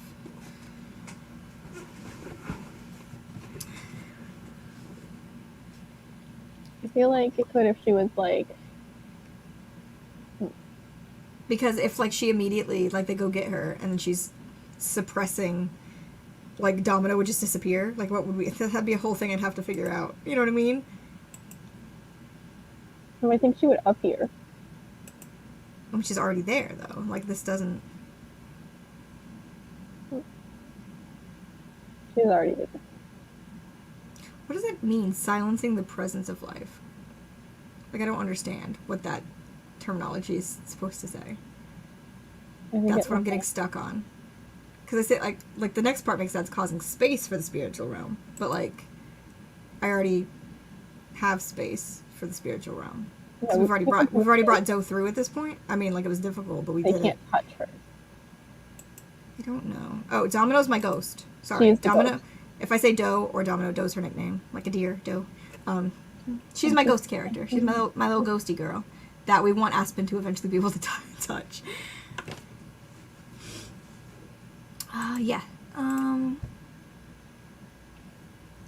don't know. It's so stupid and complicated. I'm never, Casey, we're never doing this ever again, where we're making powers that have to fit the already established plot lines. No, it's annoying. It's the most frustrating thing. Like, just figuring out powers in general could be, like, hard and difficult. It's been, like, a month and a half, by the way, that we've been thinking about. Yeah. I mean... Yeah, because we never actually, when we talked about bringing Aspen back last year, like, she wasn't relevant to what I was writing. So we didn't, like, figure out her powers. No, because originally I had different powers for her, like, when I originally had her as Lindy. That was her name. Lindy. The old version of her. New version. It is. It's much better. But yeah, it's like it's a brain twister. Like there's so many things that it has to work within the confines of like already established stuff, which is what makes it difficult. And it's all Casey's fault because as I was saying earlier, when I asked Casey to give me characters, Casey said, did you have like a sister for either of these people? And I was like, well, actually, I had two. And I took them both out. And Casey said, we're bringing them back. And so it's Casey's fault that I have to deal with both Aspen and Domino. Sure. I like the idea. The muting all sounds interesting too. I don't know what I could do with that, though. I feel like it wouldn't be a super useful power. But it would be really cool. I mean, it doesn't necessarily have to be useful. I mean, I like when the powers are useful, or even when they appear, like, not useful, but then we find ways to use them, you know what I mean? Like, I like that. We thought about it, but we feel like it might be, like, too on the nose. I don't want it to, like, because that feels like it's too much of a plot convenience that I've brought in a ghost character, and then not later after we bring in this girl who can just, you know, bridge the... Yeah, we've talked about that, but I feel like that's just, like, too much of a convenience for that. And I also like have it being a thing that she's like terrified of like paranormal stuff. So that would be like really upsetting if that was just her power. That'd be really Like funny, I want the being able to touch the ghost, like to make actual physical contact with the ghost, to be like a side effect of the power. Like I want the power to do something else, and this is just a side effect. Like this is like, oh, this also happened. We just didn't know it because she's never met a ghost before, or she's never like flexed the power like that. You know what I mean? Because I do imagine whatever the second power is, she's not used it a lot. Because if it's something that, like, she has never shared, that Mercer doesn't know about, she would be careful about using it. Even if she's just trying to, like, get better at whatever it is, or, like, learn how to control it or whatever, she wouldn't have a ton of experience using it, right?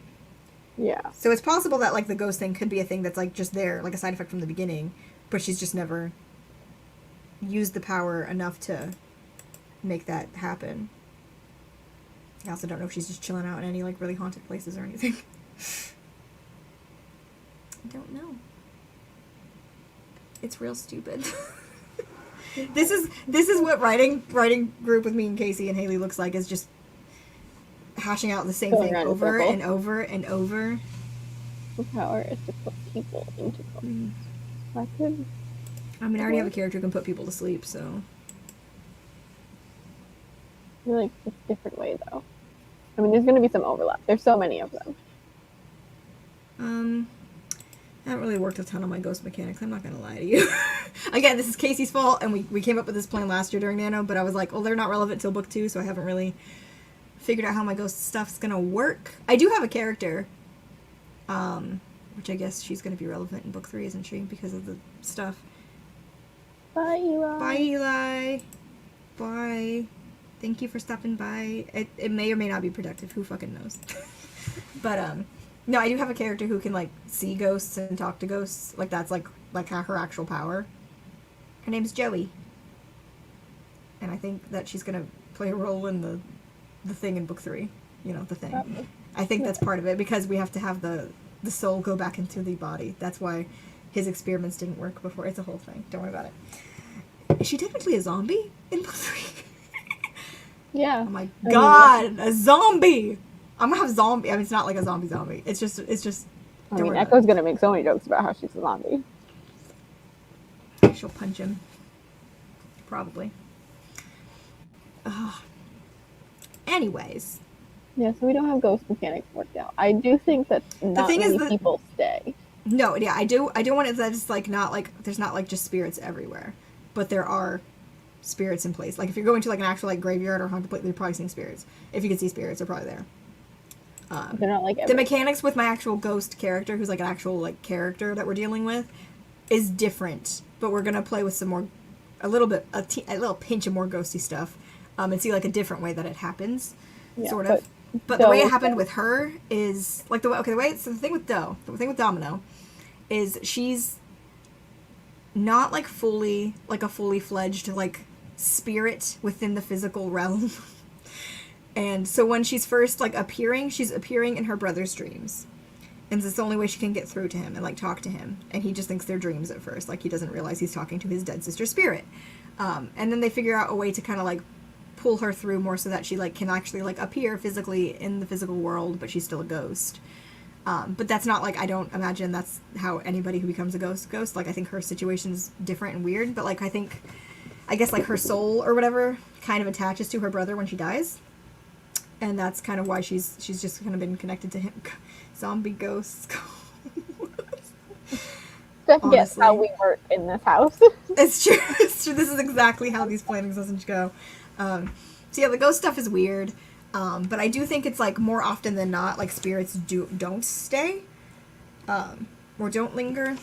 I'm not really going to deal with any of whatever is beyond that. I'm not going to get into that. We're not dealing with no heaven, hell situations. Life after death. We don't know about that. We just know that sometimes there are ghosts. Yeah, so, like, I don't know. I do need to work more on just, like, that. But, like, Domino's not gonna know. She's not gonna have the answer, so it's okay when they're like, so how do ghosts work? She's gonna be like, you think I fucking know? I died when I was, like, 8. I don't know shit. I was stuck in your head. Like, yeah. She's not gonna... I don't have to have that figured out quite, like, you know, cemented with her, because she doesn't... She also did it weird. Like, her ghost situation is different than how I imagine most ghosts end up lingering in this world. Yeah. Yeah. It's a unique ghost. Yeah. I also was playing with the idea at one point that I was like, well, what if it's like, it's not like there aren't just ghosts everywhere, but what if it's like a side effect of being a deviant? But then I decided that she didn't have deviant powers, so I was like, I don't know that I want to do that. But that was something I played with at one point, that it was like, oh, like, she's only a ghost because she was deviant, and it's something to do with, like, the powers and, like, when you're dying and blah, blah, blah. But I was like, that's too much work, it's too complicated, I don't want to deal with it. So I don't think I'm going to do that, but that was something I played with once. It Back when it could. Because even if she doesn't have powers, she's still, like, got the genes. She's still... Exactly. Powers. Yeah. My brain hurts. I think about Aspen and my whole... But then, if that was the case, if it was, like, the only ghosts were the deviants, like dead deviants, then you would think there would be more ghosts of dead deviants, obviously, because if it's like they're the only ones who are ghosts. Can undecide. It's true. I do. The amount of times I'll go back and change stuff, though, you know. But yeah, the only thing that is we couldn't have a moment where Domino, they're just like in some place, and Domino's like, guys, this place is fucking haunted. Because then if all the ghosts were only deviants, they would be pretty, like, there wouldn't be many, and they'd be young, they'd be fresh. You know what I mean? Yeah, because we're only on generation number 2. Yeah. I mean, we don't have to have Joe do that. We don't, but I just think it's a really funny line. I just think it's really funny. Her do that just to freak them out. Just to fuck with them and be like, guys, there's so many ghosts in this house right now. That would be funny. Like, shut up. I don't know. I just think it's really funny if they're just like, they go somewhere and it's just like, it's just super haunted. And Domino's like, hey guys, just so you know, there's like a lot of dead people in this place. I just think it would be really, really funny. I don't need to do it, but yeah, I also feel like if I did it so that it was just a deviant thing, I feel like there would be more ghost deviants. That, like, if it was just Domino and other, then I feel like I would, like, if I made that the rule, I would have to play into it more. And I don't know that I want to do that. Because then there's so many opportunities to be like, oh, you know, this person would have stayed or should have stayed or could have stayed. You know what I mean? Like, yeah. It's fun. It's so fun. The haunted thing, just going to a place and being like, this place is fucking haunted. So many. I just think it's really funny. Especially because even if she was joking, like, even if I don't make the case and she's just lying to them, well, Dice would know, but he'd probably let her have her joke. Because she's not physically there. We decided that he would. That Jax's power doesn't work on her, but his does, because she's tied to him. Right? Oh, yeah. Like, since her soul, like, attached to him, like, he's her anchor or whatever. Again, weird mechanics. But we decided that Jax's power, where he feels the emotions, would not work on her, because she's just... I mean, you'd think it would, though, because she's not a physical being, but she still has the emotion. Like, the emotions are still... You would think it would, but I like the idea that it doesn't for him, because then that gives him some sadness. Yeah, because she's not, like, physically present. So exactly. But we decided that his Dice's power would work on her. He would know when she was lying. But Jax's doesn't, and, like, presumably anybody else who has powers in that sense wouldn't work. Yeah. I don't know, I think it's going to have to be something earthquakey, so maybe she doesn't realize it can be that far yet. Okay, then what does she think she can do with it, if we go that route? If it's like a sonic vibration thing, what can she do? Is she, like, break small things, maybe? Like, just kind of, they shake and they break? like she touches, like, a desk and it just kind of cracks? I don't know. Yeah, maybe she thinks she can, like a small scale thing? Yeah, like, shatter things or, like, shake things apart, and then she doesn't realize, like, how big she could go, that she could actually, like, cause an earthquake. Because she was a baby. She wasn't trying to shake the planet. Babies don't try and create earthquakes, okay? They're babies. I gotta put that in Discord. Hang on a second. If you're not part of our Discord, we do have a chat that's just all of our out of context quotes, and Eli is going to try and write things based off of these weird quotes that we say. Yeah, we have a channel in our writing group Discord, which everyone is free to join. That's literally called Even if Out of you're not a Context. writer. Yeah, even if you're not a writer, you just want to come in. We have a couple friends in there who just come in to like support. We have a channel in there that's called Out of Context Authors. So anytime Casey and I or our friend Haley, like we always say weird stuff like that, like babies don't try to shake the planet. We always just end up saying really weird things that like that sounds crazy out of context. It also kind of sounds crazy in context, but really out of context. So we have a whole channel that we just post like our quotes of things we say while we're working on our books that are out of context quotes of like.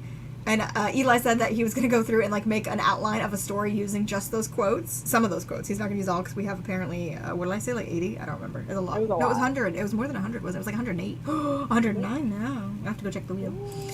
So many. But yeah. And then we also decided that one of our challenges when we do writing sprints is that like we're gonna have like one of those spinny wheels, right? And we're gonna put the different like challenges. And one of the challenges is gonna be that we have to use one of our out of context quotes in the next like sprint where we're writing, and then we have a wheel with all the quotes, so then we have to spin it to get which quote we have to use in our project, which is going to be funny. It's like, oh, I have to work in how to say, I have to work in this sentence that babies don't try to shake the planet. Like you have to work that into your story in the next bit that you write. And some of them have our names in them, some of them have character names in them. We're coming up with some fun things to do during writing sprints to like make it less stressful, more lighthearted, and silly. And then you get the joy if you join the Discord of just hearing the weird out of context things we say while we're writing. It's really fun. I encourage everyone to keep track of the weird shit you say while doing things, all your out of context stuff. Yeah. Ooh. But what were we talking about? Okay, earthquake power. Oh right, we didn't. Okay, before we get into what we actually want to do there. So when we were thinking about, we got to back scope. We didn't actually tell the story about the video. We touched on it. But yeah. So while we were trying to figure out Aspen's powers, and we were looking at the superpower wiki, and we saw characters in media who had this power that sounded like it was like some sort of Sonic-y thing, and we were like, oh, this sounds like something we could do something with this. So we were trying to find examples, and one of the examples was the main girl from Agents of S.H.I.E.L.D. I don't remember what was her name in the beginning of the show. Sky. That's what they called her in Sky. Yeah, she's the main girl. Like, she's the POV you follow. She's, like, the one who gets, like, brought into S.H.I.E.L.D., yeah. At least in the beginning. I mean, it's, like, her and Coulson, and, like, they all become main characters, but she's, like, the main one. Anyways, so we were like, oh, like, it lists her having this power, and I never got far enough into watching Agents of S.H.I.E.L.D. to actually see her get powers. She didn't get her powers till, like, I want to say, like, season 2 or 3. I think probably the end of season 2, because I think I stopped watching in season 2. So we're like, okay, well, I want to see what it looks like when she's, like, doing this thing. So we're like, we went to YouTube and we literally just, like, typed in, like, this character using the power. And the first thing that comes up was, like, a 40-minute video compilation of every single time she used her powers in the show. And Casey and I click on it at the same time. We're on a video hangout. We're both clicking on this link. And we're like, oh, well, we're just going to skim it. We're just going to look. But we watched the whole thing. We didn't even speed it up. Yeah. We just watched it. And, like, 40 minutes over, and we stopped and we're like, we just wasted 40 minutes watching the whole video, and it didn't even help us like that much. We didn't get that much out of it. It was just such a stupid thing there was one to really get sidetracked with. Power that we don't know what was happening with him, but he was like a shadow man. There was one person in that whole clip that I was like, I want to know what he's doing, and I have no idea what it was. No, but we liked him. And I am not going to go watch all of Agents of S.H.I.E.L.D. to find out. I will not. If anyone has watched Agents of S.H.I.E.L.D., let us ask you some questions about this weird man. Yeah. That we liked. Because we flipped out about him. I know, I was like, oh, he's cool, what's he doing? I want to do that. It was like 3 seconds, and then he was never seen again. Yep. Oh, because, we talked about trying to figure out, which, I mean, like, I don't necessarily need to know this right now, but I did need to know it when I go back and do more editing on book 1, because I'm going to have some flashbacks with Jilly and Jensen, and we were trying to figure out what their dad's power was that the mom thought was, like, scary and dangerous. And so we were talking about things that were similar to what Mason does, but we were like, well, we would want it to not be exactly the same. And so, like, when I saw that, I was like, what if it's something like this? Yeah, that was cool. But I don't know what it was. I don't know what it was, but it would have to be something that, like, the mom It was almost very like he was, concerned like, turning into smoke and then reforming, like, his own Yeah. body. It was really cool. He was smoke, and then he was reforming. It was really cool. And, yeah, like, it reminded me of, like, what I have Mason doing, which is, like... the shadow thing. The shadow, like, manipulation and being able to solidify shadows into objects and things. The shadow like, light weaving. That's exactly what it is! It's shadow light weaving! Shadow light weaving. I mean, except, like, full-on solidifying the things. You can solidify things. Do they? I'm thinking of something that I'm not going to say, but yes. What thing? Tell me. It's a battle. Hold on, steps here, so I'm gonna type it to you. Oh, I mean, are you talking about that one moment? Yeah, Because we don't know what's going on in that moment, okay? that's true. I mean, but yeah, that is funky. But the majority of what the Tina can do is just the weaving, like. Mostly Yeah. it's that though. Anyway. I mean, no, mostly it besides is. I mean, that part of it, yeah. Mostly. Anyway, besides that, weird shadow thing. But that's not. Yeah. We already have his power figured out. We know. No, about yeah, but I was saying, but like that was like you had ideas that were like related to that for what we were gonna give to the twins' dad, and then so when we saw that guy in that video, that's why I was like, oh, what's this? Because it reminded me of the Mason thing. But like it was more. So cool looking. It looked good. For some reason, like not a lot of their CGI was that good looking, but they had a really great smoke engine. Like whatever CGI smoke engine they were using was great. It was fantastic. Yeah. Okay, so back to the earthquakey thing. What if she has this earthquakey power? Which isn't that that's what they called what's her face in Agents of S.H.I.E.L.D. Her name, like her superpower name was Quake. Yeah, it was Quake. It was Quake. But yeah, I feel like maybe she can like touch things and it can like shake apart. Like it vibrates. Yeah, in that video where she does it to the guy's gun. Like that's kind of. Oh yeah, okay. But like she can only do it on small things. She's not causing like at first. She's not causing full on like buildings aren't shaking sort of thing. And she hasn't used it in so long. Yeah. It's like okay. What if she tried to use it on a person? What would that do? At that level. At that level? Like at that level, would it do anything? Concussion? With like yeah. Because it's like if she has this power, which feels like a defensive power, right? Or offensive, and not defensive, offensive power. The other one's defensive, offensive. You'd think she would at least like maybe try it once. You know what I mean? Like maybe on like one of the other like Dark Deviants, not on Mercer, or maybe like on a random warden, just to like see if it's something she could use to like escape or something, like in the early days, before she just kind of succumbs to the situation she's in. I feel like our bodies. So what would that do? Pretty put together. Dislocate bones. Oh look, it's Mom. Oh hi, that's my mom. Ooh, okay. That's kind of cool. It just like dislocate. Like it doesn't like shatter your bones. It doesn't like melt your insides, but like just dislocate. Like if like she touched like maybe like the shoulder pops out. You know what I mean? Like that'd be cool. Did you say this because I was complaining about my ribs earlier? Because my ribs got a face again, and it's so sore. Okay, but you know what would be really great if your mom was not actually listening to anything we said before. She just came in and said dislocate bones because you were dislocating your bones earlier. I also my shoulders also hurt a lot. Like I relate to these people that have their bones dislocated. Okay, but yeah. So what if that's it? It's like she can maybe like dislocate, like pop something out of the joint or whatever, like just like a little, like nothing. Like it doesn't break. It doesn't break the bone, but it touches. Yeah, like it does like focus.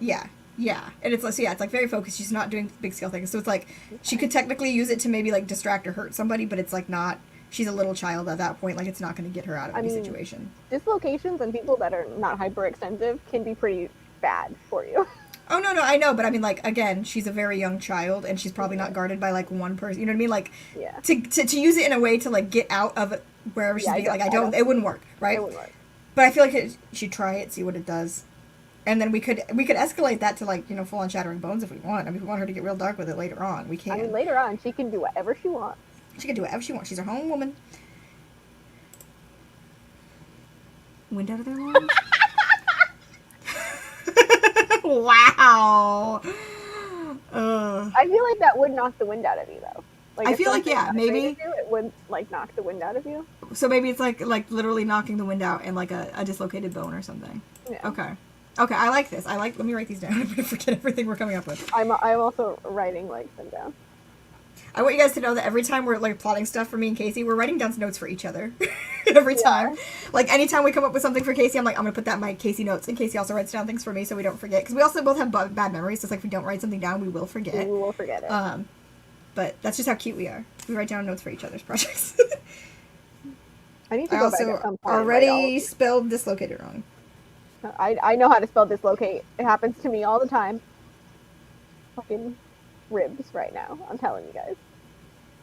I think if you looked at me from the back and you could like see my ribs, you could probably see how uneven my rib cage is right now. That's how dislocated one of my ribs is. But hang on a second. Okay, so like if we just refer to Echo's power as a sonic scream, because like I don't know what else you would call it, even though like it probably fits other categories in that like realm, because there's apparently a lot of terms for it. Like I literally think of it as like the generic like canary cry, like DC. Yeah, that's what canary cry. I think of it. But I feel like they're not going to call him a canary. It's a little branded already. I don't think DC would like that.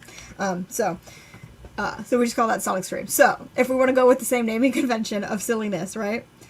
Where Aspen Sonic Shake. Oh, okay, yeah, I was literally like, what, Sonic Shakes or Sonic Shatters or something like that.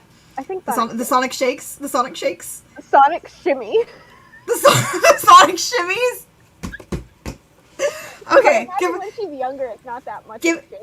Give us a vote. When this young girl, probably like ages like 6 to 10, when she's coming up with names for her powers, she names her shielding power Shield Sharing. So give us the vote. What'd she call it?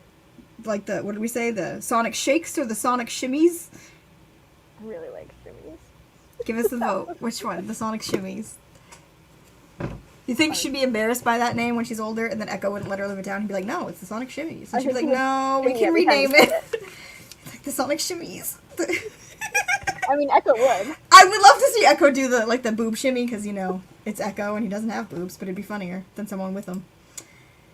Oh, my. Listen, I don't have boobs, and I shimmy all the time. Okay, I want you to know, I did not realize this. I had a page in this notebook that literally was just listing out the Aspen, Touch Shield, and Asper, like the whisper throwing idea we had. And it's the only thing written on this page, and this is the page I flipped to, and I'm like, that's mostly empty, and I started writing down the other things for Aspen's powers, and I was like, wow, this is the Aspen power page! I did not plan that out.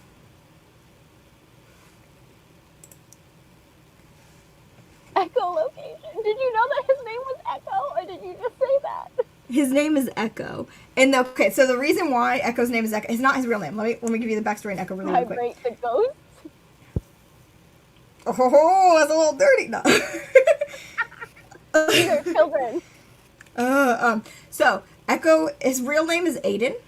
The siblings are Aiden and Aspen. Casey named them. I think you and Haley both like came up with Aiden, and I was like, I'll take it. 'Cause we decided we wanted to do the double A's after you named Aspen. But yeah, so he calls himself Echo. He's the only one out of my bunch of weird named characters who actually has a fake name. I'm writing Vibrate the Ghost because it's just amazing. Thank you. But he calls himself Echo, and you're like, well, that doesn't make sense with his power. Like, he's naming himself after his power, but he's like, his power isn't Echo's, it's Sonic's. But he didn't name himself Sonic. But the reason he calls himself Echo is because when he's explaining, like, to his little sister back in the day, like, what he can do, like, what his power does, she's like, oh, it's like an echo. Like, she's little. She doesn't understand what the fuck word Sonic means. Like, she doesn't get that. So she calls it an echo. And so that's why when he changes his name and he calls himself, he gives himself this, like, nice new code name after she dies, he calls himself Echo because that's what she called his powers. So it's, like, a little, like, homage to her. We do have someone that can, like, dimension shimmy. I don't know why I'm so stuck on the word shimmy today. But, like, the phasing thing. Oh yeah, I do have a character who I don't remember what the terminology was, like incorporeal something or another. There's an actual like word for the power. I was trying to find the actual word. Oh, I have the power. I was just saying phasing. Yeah, I was just calling it phasing, but like when I was making my actual list of powers, I was using the like actual terminology that they use.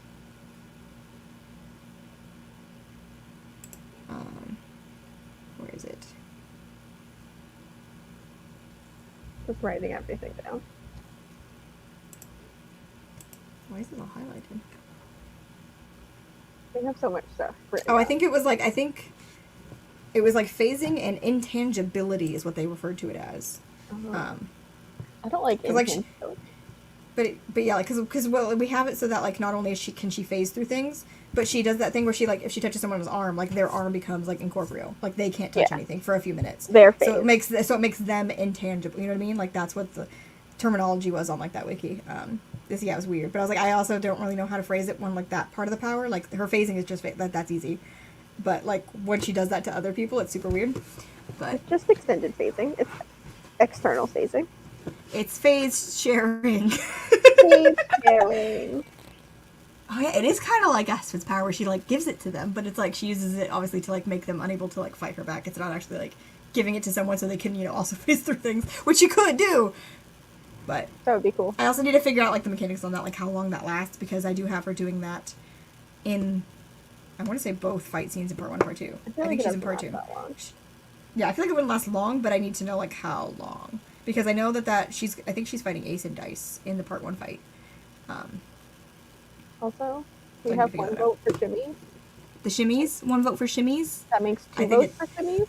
that's 'Cause 2 I votes for shimmies. vote shimmy, so.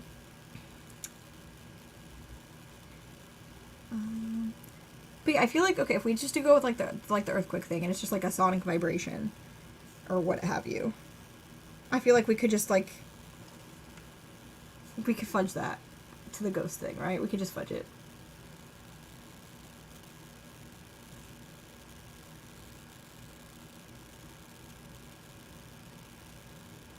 My mom texted me, and she said, it could start relaxing someone, and then it could echo to the next person. If like this shimmy, if she does it to someone, I feel like this would be later down the road, and I don't know if it would work. Oh, like she like places like the vibration in someone, and then it like Expands. moves to Yeah. like like a domino effect. Yes. Oh my god! I'm writing it down. What? I kind of like that. I don't know. I could play with that. I could play with that. Shimmy someone. That's what we're calling it, by the way, when she said shimmy someone. Wow. No matter how violent this gets, if she can start like breaking, shattering bones, she's still shimmying them. Because that's just funny to me. I need to get Okay. chocolate. I got my Kit Kats. Maybe travel someone else. Yeah, because like it would be weird, but I think it could work. Like the motion, the travel thingy. That's for another time though. We just have to figure out she's not there much in this book, so we just got to figure out the beginning part, and then we can workshop the rest of it. Yeah, I just got to figure out what the initial power is. And I don't even necessarily need to figure out how it works against the ghost thing, because that's not going to be till book 3. But I'd like to have that in my head now, so it'll make sense with what we already say the power is. Well, if she's doing like the shimmy shake thing, it could turn into the like phasing thing, where like if she reaches. He was Smokey. He was okay in the compilation we watched. I assume it was like a one-off character because it was just every single scene of Sky using her powers. And so it was a scene where I think she was like, I guess, just fighting with this guy, or maybe she might have been fighting. There was like, I don't even know what the scene looked like. I just remember the guy, and he was like Smokey. I tried to look up like a list of all the characters with powers in that show just to see if I could find anything that matched it, and I was lost. But if you figure it out, sure, let me know. But he looked like he was literally like formed out of smoke. He looked really inky. Yeah. It was like inky, like black, oily, but like smoky. And he like formed into like smoke, and then he formed back into a body, and it was like that's like the whole clip you saw in that compilation. And we paused and like rewatched him. We're like, he looks cool, and then we didn't see him again in the compilation. So I assume he was like a one-off character, or she just didn't fight him again at all. I don't know. He was pretty early too in the compilation. Yeah. I mean, I guess we could go back to that compilation, watch it again, and pinpoint the timestamp of that guy. But that is 40 minutes of my life I will never get back. I'm like scrubbing through it because I think I remember. You're already scrubbing through it right now? Listen, I know what we're about. Okay, it's not this because she's fighting her own teammate. Also, the Agents of S.H.I.E.L.D. thing, the amount of times they have her go like evil, good, was ridiculous. Yeah, we didn't watch the show. We watched a compilation of her using her powers, and she was using them against her friends a lot. And then she was with her friends again, using them against other people, and then back against her friends. I'm like, this seems tedious. I would have gotten annoyed with that plotline. I was annoyed with that plotline, and we just watched a 40-minute compilation. Yeah. Exactly.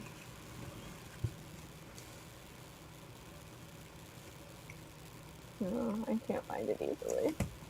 Yeah. It was literally like 0.1 seconds on the screen. Yeah, it was very fast. It was very, like, inky, smoky nonsense. Mm-hmm. I assume it was a one-off character. Yeah, I think it was like a Monster of the Week type thing. It was cool, though. I want to see more on that guy. I know, I was like, where's his show? I don't care about these people. Give me his show. I really didn't like the Marvel, like the actual Marvel show. Like, I only watched like the first half of the first season of S.H.I.E.L.D. and I was like, meh. It wasn't great. And also, say, like all all the shows coming out now are superior. Yeah, and I also didn't like that they were trying to integrate it with the movies when like TVs and movies like it doesn't work. Especially because they started Shield and then immediately took down Shield and then had to keep Shield because they had Shield. Yep, it didn't work. Like if you're doing that, you need to have like you need to have writers who are like in like both of the like the same people in both writing rooms. You know what I mean? Like who are making sure that there's continuity going on between these. If you're trying to do that, DC worked better because this show was separate from the movies. Like they were separate universes. Exactly. It just worked better. It does work better. And it's also like a multiverse doesn't matter. They don't have to be the same universe. Okay. So the Quake power. The Quake power. I like her power. Mm-hmm. Hers gets like, I feel like hers gets really intense really fast. Yeah. Because she was like blasting people with shit and shaking buildings down. And I feel like that's not happening. That's not how fast her power develops. No. But yeah, like even if like, if she'd been, like if she's not actively using it, right? Then it's not developing. Like it's not. Exactly. Like that's one of the things that like when Dice is helping some of the others, like he's helping Rainy like learn to control her power, he helps Phoenix, like he's not only helping them learn control, but like when they're using it more to learn that control, they're like learning to do more with it and like how much more they can do with it and stuff like that. Yeah. And also he's just constantly evolving like a fucking Pokemon. He's the best Pokemon. He's the king Pokemon of the crew. He has the most powers. You gotta catch them all. Being all gotta catch them all. So yeah, like I feel like she wouldn't be able to do much with it at that point. Obviously, once she's back with the others, then it would probably start to slowly. So she would be using develop more. Yeah. I mean, I don't even know if like she would like be trying to use it, but Echo would probably be like, he would know she could do that, and she'd probably be like, oh, I haven't like used it much, and he probably would like have a vision of like what she could do with it, and like that it could end up being something dangerous. So that she does need to, like, have control over it. Mm. I don't know if that it would be so much like, with, like, What's-Her-Face in Agents of S.H.I.E.L.D., where it's, like, she's having, like, a panic attack and the building falls down. Like, I don't think it'd be like that. No. But I do feel like maybe, like, it's the sort of thing that could, like, start coming out without intention. If she's, like, super upset or stressed. But not to that degree. Exactly. Like, I feel like it can't be to that degree, but it would still be something. Yeah, that's what I was thinking. Like, they're very similar powers. Ooh. But they're in very different ways. That means we can't kill off Tessa until we have her fight Aspen. Because then we could do some cool stuff there. Yeah. I wasn't planning on killing off Tessa. I like Tessa. I haven't done a lot with her. Listen, I was also not planning on killing off you-know-who, but we accidentally killed somebody. So. He terrorized the squirrel. He had to go. He's pretty, though. Right after we made the decision to kill him, I was like, all right, Casey, let me send you the pictures like of these people again. And all of your people are pretty. I know, but I sent Casey the picture of the character we like spontaneously decided to kill off, and then Casey was like, oh, it's a shame because he is pretty. It's like, he does have a very good face. Listen, Brie only picks pretty people. It's true. This is a CW show. I know no other way. It's basically a CW show. I don't know that I can attest that my writing might be better than a CW show, but it might be. Like, it might be. I think it is, because CW shows have no plan when they start. Nope. Like, they don't. And then they ruin your life! Looking at you, Jason Rothenberg. Sorry, what were we talking about? I can't go down that brain hole right now. Thinking about Supernatural now, so we both have been burned very hard. I'm still not over it. 100. My favorite show.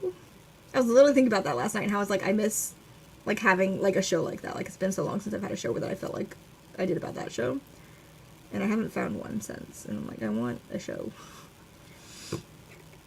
Ooh. Big bad. Oh, do you know his name? Can you find me a Wikipedia page on this guy? Yeah, I mean if you want to, or if you just know his name. Yeah. I want to find him.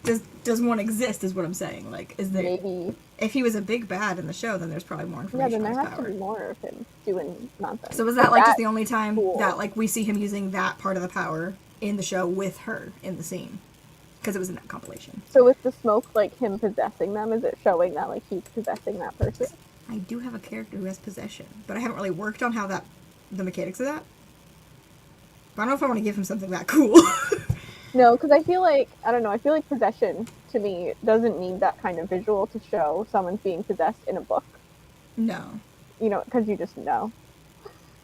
You don't need, like, the visual. No, but it's cool. It's cool, but I feel like we could do something cooler with that power. That, like, well, I know, but, like, also just, like, imagine, like, you're standing in front of this guy, and, like, you see him coming at you as, like, a smoke bomb as he's coming to possess you, and then he's in you. Like, that'd be pretty cool. That would be pretty cool. Like, the last thing you see is just this, like, rush of smoke coming out of that guy's body and into you, like, and then you're taking over. I mean, I don't want that guy in me to begin with, but it would be cool. Well, no, you do. But yeah, let us know. Let us know what you know about this guy. That's so cool, then. Because his power just looked so fucking cool in that clip we saw. It looked cool. Like, Casey and I got hung up on it. It was like the only thing that we were like excited about. The whole rest of the clip. I was like, I wonder if he's gonna pop up again while we watch that stupid compilation. I have such a thing for powers. Like, I always, not only do I just like, I mean, obviously just like powers in general, but like anytime I can find something that's like more unique, or even if it's like a power that you've seen done 100 times, but it's done uniquely, like I'm so here for it. Because like I like taking those powers that are like, oh, I've seen this everywhere, and then trying to do like fun, different things with them and like the way they interact with the other powers and stuff. Sometime we'll watch Haven together. Mm-hmm.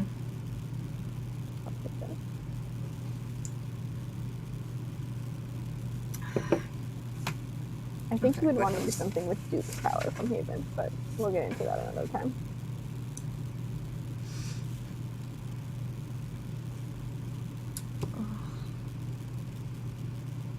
So the Quake thing, just the shimmy. I think we figured it out for like the beginning part of it at least. I don't like. I'm into it. I'm into it. I'm trying to figure out like what. I feel like I'll need to write like more test scenes with her now, but like her using that power just to get a feel for it. Like when she doesn't really know what she's doing with it and it can't do much. Because like I have that whole scene where she's stuck in like the warehouse while it's burning down before Mason comes and gets her. And like I imagined her putting her shield like on just like one wall to keep the fire from coming in that way, but it's still like burning around her. But like maybe she could break down the walls, you know what I mean? Or like a wall or door, something. You know what I mean? So like I could play with like that. part of the wall. Yeah. I'm looking them up. Which also now so do we have it so that like Mercer does not know she has this other power? She's hidden it. Yeah. Do we keep that? Okay. So it's like I will have to figure that out if like any of the other deviants ever see her using it. Maybe Mason does, maybe Mason knows, maybe Mason doesn't tell. Another like tidbit of him not being a douchebag, you know what I mean? Sort of thing. Could it be Hive? I'm looking. What's Hive? I'm trying to see if there's like a visual representation of his power. When she's fighting the like...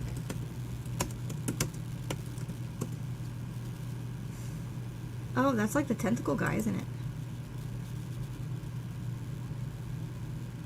Hive is the tentacle guy. We saw him in the clips. Yeah. Does he do the smoky thing? I can't tell. I'm looking at a compilation. But it's only 15 minutes long, so... And I'm scrubbing. Scrub!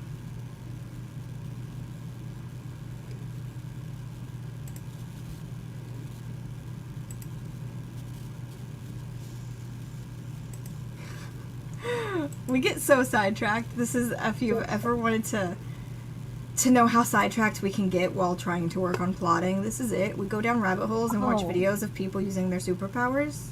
That looks fucking cool, but it was only for a second. But it wasn't the smoke thing. I don't think it was this guy. His thing looks cool, but it's like a lighter smoke. Oh, wait. Okay, this is what's-his-face, though, isn't it? Isn't this Ward?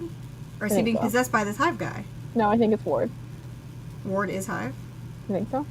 But Hive was also the tentacle guy. Is Ward a tentacle guy? Does Ward have tentacles? I missed so much in this show. I pulled up like a fight scene of her fighting Hive, but it's her fighting Ward. But he's just kind of, they're just kind of doing like, you know, normal this was not the smoke thing we saw, but this is a very cool smoke thing. No, the smoke thing we saw was more like inky. Oh, okay. Ward does get possessed. Hold on, let me get up there.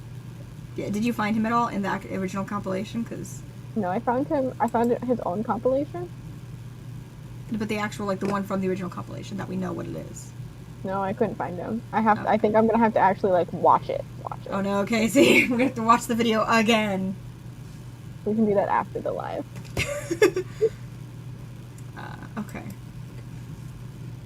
Anyways. We'll find it and we'll send you the, like, actual clip. Yeah. We'll look for it after the live show. I can send it through Discord. But yeah. What we saw of that part, like that 0.2 seconds, was really cool. But it doesn't look like it goes with anything else that we've seen. I don't know. He is a tentacle man. He does have many tentacles. Oh my god, that's so many tentacles. Right? I googled, there was many tentacles. I do not have tentacles in this book. I was just gonna say. No tentacles in my book. Is there the tentacles in your book? I don't think so, no. Okay. There's werewolf. Werewolves don't tend to have tentacles. Haley, are there tentacles? I have to go scream that at Haley real quick. Hang on. Just gotta ask her real quick. Haley's at Halloween horror stuff in Universal, I think. Okay. I just threw a tentacle at her. I was like, why is my phone vibrating? Because I threw a tentacle at Haley and you were in that chat. I guess I could have just texted her directly, but this is more fun. Okay. I think we have. Okay. So, how... Okay, obviously, the quakey thing. Mm-hmm. She shimmies. How that evolves, obviously I can play with more later. I don't really need to know now. I don't really need to know how it interacts with the ghost, but I need to make sure that we can make that how it works. I don't have to completely change the power in edits. I think she could. I think it would work. It might be. It might be just a monster. I think it was because it was like one really quick clip. Yeah. Like, there was no other clips of her fighting this person in this form, in that compilation, and it was like a compilation of her every time she used her powers, so. It looked like dark black smoke. Yeah, like, very dark. It was very dark. We'll find it, and we will send it to you later, because I know it's just going to bug all three of us now. It's going to bug all of us. We'll find it after we're done being live. We will find it and show it to you, and then it's fine. We'll figure it out. We'll watch the compilation on 2 times speed this time. We might miss it, Casey. It was like 0.1 seconds long. Shot. Okay. What was I saying? Aspen Earthquake. Oh, right. Okay. So if she can vibrate things, is she also vibrating herself in any way? Because I feel like that's what's going to get us to her being able to, like, being on, like, a whatever frequency to touch a ghost, right? Well, I feel like she could vibrate. Maybe that's not something she can't do now, but, like, can do later. Is what would end up happening is that she would need to touch to vibrate things, and then later she would be able to do it without physical contact. And then I think that's when she would be able to touch dough, because she would be able to vibrate dough. Like, she vibrates her and makes her more solid? Yeah. That's interesting, because I was not ever looking at it like that, because, like, I didn't expect anyone else would be able to touch dough, but in that case, I feel like people would be able to. I think everyone would be able to touch her when she's bringing her. Is this? Are we gonna have a line where we actually like make dough like kind of alive again and have her like a body? Like, is this what's gonna happen? I mean, because we talked about this and I was like, I mean, I don't know. It's really sad if we don't, but I don't really know how to do that. It's really sad if we don't. It's really sad if we don't. But I was like, but the mechanics of trying to like bring her back to life when we don't have a body is difficult. And I was like, there's ways I think we could fudge it with different uses of the different powers, but. So, okay, see, I was not looking at it like this. I was just thinking that she could touch the spirit, not the spirit was being brought into physical. This is not how I was looking at it at all. Because I just, thought it was a cute thing for, like, her and dough. But if we do, in the long term, want it to be a thing where we kind of, dough is kind of, like, not, I guess you wouldn't, like, not, like, alive, but, like, has a physical form. And it's not just a spirit in the physical. This is a way we could eventually make that a thing, maybe. Yeah, that's why it would also work against the phaser character. It would be like the same kind of thing. Because if Tess is phasing, she can't touch her, but she could make it so that she could then. Okay. I'm not against this. I'm into it. It makes sense to me because I was looking at it both It does ways. make sense. I was like, I was not at all. Like, every time I said I wanted her to be able to touch the ghost, it was like just her being able to touch the ghost. The ghost is still a ghost. Like, that's how I was looking at it. I was never looking at it as like bringing the ghost through. It just has physical form. Yeah, she's actively making it happen. But she couldn't, like, no, yeah, the way I was imagining this playing out is, like, it's not something that she can just, like, do. It's, like, I assume it's going to happen accidentally at first, and then she's going to try to figure out how to replicate it, and it's going to be like an intentional thing she's doing. So she has to like hold. Yeah, and if she stops concentrating, Doe will drop what she's holding. Exactly. Yeah. But we could eventually evolve that into something with maybe some more power mechanics from other people into giving Doe a full-on physical form, maybe. With that to make things less sad if we want to make things less sad. I mean, it's just so sad. I don't really know how, but I was like, Chance could be involved in this, and I don't know how. I'm just thinking of the organics. But I'm like, I don't know how, and the ways I'm thinking are probably, like, really weird and gross. I mean, well, my idea to make her a physical body would be, like, kind of making her a golem. Like, making some kind of golem body, and I guess Chance would be involved in that. That was what my thoughts were, but I was like, I don't know that I like it, but I was like, if we combine different, like, uses of some of the different powers, like, I feel like there's a way we could easily fudge it. Like, it'd be like, yeah, it'd be a little flimsy, but, like, you know, it's fiction. We can fudge it. Exactly. I don't think she's... That wasn't my thought, but that's really good. My thought was more like the hand thing, like in Agents of S.H.I.E.L.D. when she pushes stuff out of her hand. That's what I was thinking. But if you want her to scream the whole time they're touching, I mean, we can do that. I mean, she's probably screaming on the inside. She's horny for her. Her gay little heart can't take it. She has to scream the whole time. No. The mental image of just, like, her following Doe around screaming the whole time so Doe can interact with them. Everybody's just getting earplugs, like, okay, this is happening today. They'd like be like, okay, we can only do this one day a week, and I'm gonna leave at that time. I'm not gonna be here. Oh Christ. Okay, I don't hate it. I don't hate it. I think we're getting somewhere with this. I think we're making progress. Josh, you're being very helpful, by the way. Thank you. Thank you for your. Steph, I think you're gone, but you were also very helpful. Yes, Steph, you were also very helpful. See, this is the thing. This is why it's like when I'm trying to like really crack down something that I know what I'm trying to do with it, but I cannot make it make sense. Having like people to like discuss it with, because like even half the time, like I'll be like, I don't know what to do, and like Casey and Haley will give me ideas, and sometimes I don't like the ideas you give me, but because I know I don't want to go that direction, it pushes me in the direction I do end up wanting to go. Like it helps regardless. And half the time I do end up liking what you guys tell me, so it's like win-win either way because it gets me on the track I need to be on. Well, because we have very similar thoughts, and also we know which way you're going with it.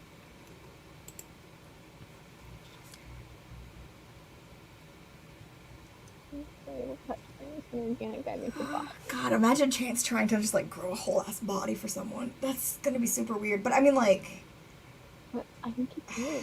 I think he could. I mean, like, we talked about like what he can do. Like, I don't know that he knows he can do that right now, but I feel like it's something that we could do. This is relating back to one of the first questions I asked you about his powers. Oh my God. I was like, Bree, can he make his dick bigger? And she was like, why? Why is that a question? And I was like, I have to know. Yep. And then I realized that is absolutely something one of my other characters would ask. So I was like, it is, like, yeah. Like, it's not even something that, like, whether or not, yes, he can, Chance could do it.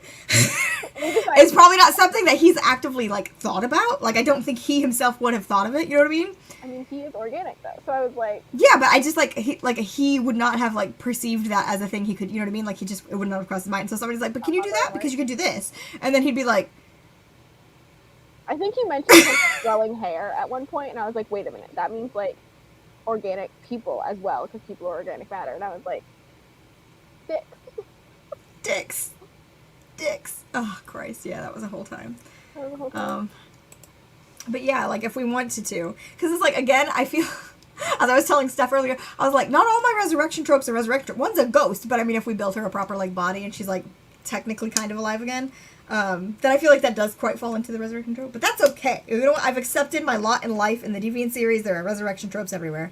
I just won't do it in my other books. It's a classic sci-fi trope. It's true. I mean, it is, they all have superpowers. I mean, I feel like that tells you what you're getting into. Like, you cannot go into superpowers and not expect people to die and not come back to life, okay? Like, you know what's going to happen. It's part of the genre. Part of the story. What? Why am I getting... Oh, I'm getting tagged as everyone from a different... What the fuck? Someone is spamming a different Discord that I'm in. Oh. And they're spamming it and tagging everyone over and over again. Oh, it's probably a spam. It's just bloop, bloop, bloop. It's a spam, yeah, because it's like, it's tagging everyone, but it's like, take nitro faster. Click this link. It's still going. Oh my god, yeah. Yeah, there's been a It's so huge thing good. with people like spam like bad things sending nitro links to people. Do not click on nitro links in Discord. They are not real. Mute server. Thank you. I muted the server. It's still going. Like, they're still popping up, but I muted it. Yeah, like Okay. it would take a lot. Like the resurrection tropes are not like none of your resurrection tropes are easy. Oh, no, no. Like they're not like Arrow where they just throw them in a puddle. No, because yeah, like one technically, okay, Aspen is not actually a resurrection trope in the fact that she didn't die, Yeah. but one of our main characters thought she was dead this whole time. She never actually died, so like it kind of falls into that trope in that sense that it's like, oh, we thought this character was dead and they're not, but she didn't actually die.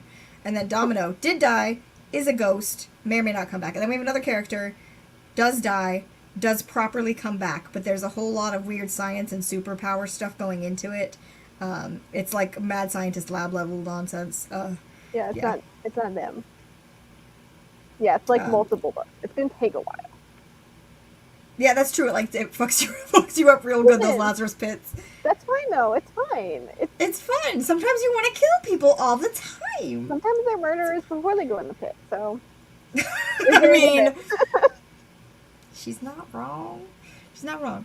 I did forget about that part of the puddle, but you know. Yeah, no, like this wouldn't be like they all hold hands and she appears in a bot. Like it would definitely be a process, but it's still I guess technically falls into the resurrection trope.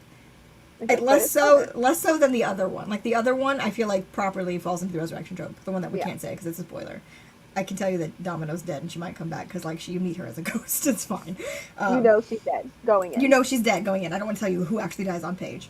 But yeah, that one definitely is a resurrection trope. So, like the other two, it's like I feel like people could call it a resurrection trope when it's like technicalities, but a twist on it, yeah. One of them definitely is for sure. It's a person who dies and is in fact brought back to life. But they get a lot of trauma they got to deal with after that, so it's fun. Then we were saying that other one was Bucky, but actually I think Aspen is Bucky without the brainwashing. Because Bucky also doesn't actually die. Sorry, I'm just having Bucky Barnes thoughts now. That's true. He doesn't actually die. He just loses his arm. He's fine. That's fine, yeah. Aspen does not lose her arm. No. So far. Mm-hmm. Who knows what we will do to her in the future. Listen, I don't want to deal with it. Okay, so we figured out Aspen. Some stuff. We've got more concrete stuff for Aspen. It's not in the second one much, so we don't need that much. Like, we literally, it's going to be like the last couple chapters. Well, I'm still debating on whether or not I want to give her any POVs. Or at least have Mason POV with her in, like, we may or may not see her before that point, but it's not going to be, like, heavy-handed stuff. It's not going to be her power stuff. No, it's not going to be that. Well, I mean, it could be. If I actually were to, like, write that fire scene from her POV. Or even from Mason's. Like, when he goes in to get her. Like, I could write that in his POV. It'll still just be the shielding. It won't be the other thing.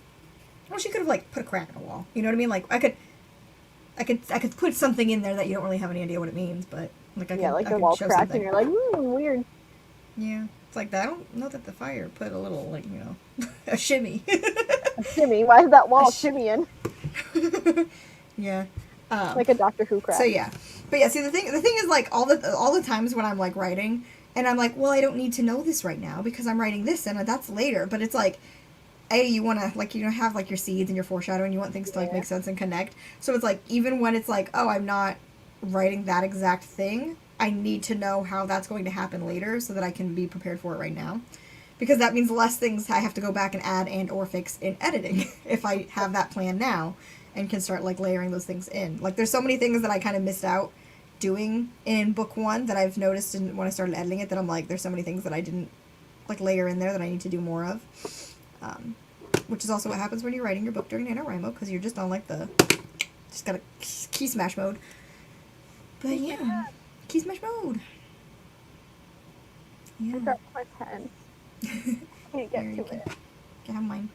Thanks, that's helpful. It's a Sharpie pen. I know.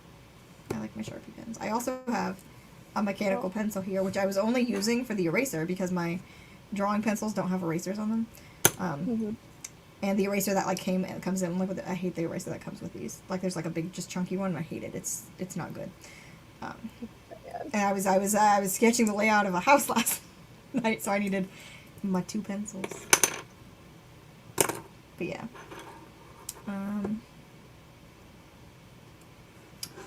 So what are the other things that you need to work on in your final section of your outline? Well, now I have to figure out if I'm going to kill the stalker, because Steph said I should. Yeah, with a little bit of murder. Just a little pinch of murder. And then I have to figure out, so I'm going to draw out the other pack thing that I decided on, because I felt like it wrapped up really fast when I did that thing, but I was also just like done. Yeah. Well, also, like, if you are planning on doing this this is not a standalone book, then you have more space to draw things out because they can kind of flow on into the next book. So, like, even if you have something that's not necessarily, like, is still a loose end, like, you can pull that back into the next book if it's not wrapped up nicely. You know what I mean? Like, you don't have to wrap it up nicely if you're extending things. Yeah. But I was going to extend the pack thing because I wanted them to have more time being actually together in the book. Yes. Because I hate in romance books when they get together and then it's like, the end. I think that's also like another thing that I don't like just like about romance in general is like when it's like you actually get to the point when it's like you get to the happily ever after, you get the couple together, but it's like that's where it ends. But it's like I want to see them after. I want to see the cuteness. I want them together. I want to see that part. It's like I love the slow burn build up, but I also want the dessert after. I want to, you know what I mean? I want to enjoy it. It doesn't have to be like that much. It doesn't need to be just like just enough. A chapter or two. Yeah, just like a little give me a little teaser, a little hint. Yeah. Give me and something. Not a fucking baby a epilogue. Snack. Give me I don't a snack. want a baby epilogue. A baby epilogue. No one wants the baby epilogue. No. Or the marriage epilogue. Keep your 19 years later. Keep it. We don't want it. We don't want that in this house. No. Casey, I wrote down on my little list of things to figure out. I put a check mark next to Aspen's powers. One thing out of like 6. I have my whole like pre-nano 7. list that I need to start working on. 7. Did you add the house? House is on the list, but it ain't done. I'm gonna check that bitch off. And the mall. The mall I think is gonna be easier than the house because I'm just gonna kind of make that up in my head. I just need to figure out like what I want them to like go through in the mall and then kind of map out that. I don't need to map out like the whole building. Mostly I just want to know like pick what kind of like abandoned little sections of the mall like I want them to pass through because it'll be cool to write kind of thing. Yeah. And then figure out where Aspen's actually being held, how many wardens are there, all that nonsense. I still think it would be funny to put her in the Hot Topic.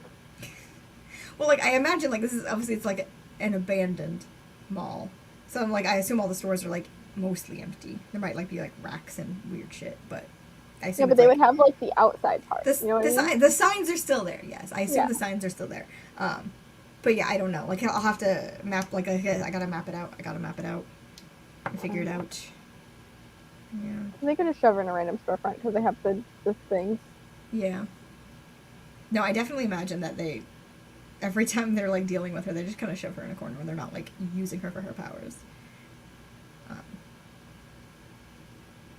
Yeah. Yeah, because we decided that the shield thing lasted for, like, a while.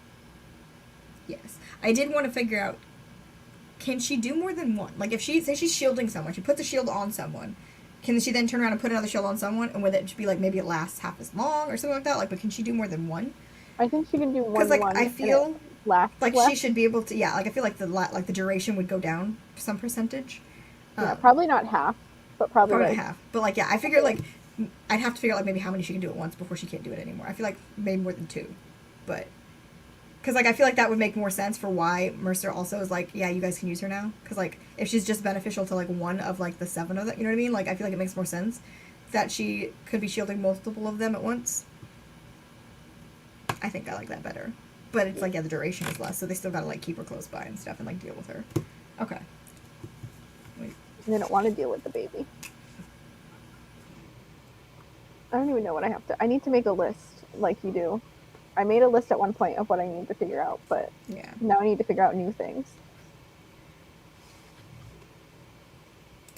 Early on could do one, as she gets better, she could do more shields. Which is, at this point in the story, she'll have been doing shields a long time, so... Yeah. It's just a matter of, like, how many. Because that's, like, that's the power she's using the most. She's not using the earthquakey power as much. And then if she but also, like, for the majority of the, like, the time that she's there, she's only using it for Mercer. You know what I mean? So it's, like, it's possible she doesn't even know how many she can put out. Like, she probably does. She probably does, but yeah, she's not like stretching that because she's only ever doing Mercer. So it's probably when she's like handed off to them that she's kind of doing more at once and like realizing what those limitations are and how much she can do. Which would be like within like the last like year or two.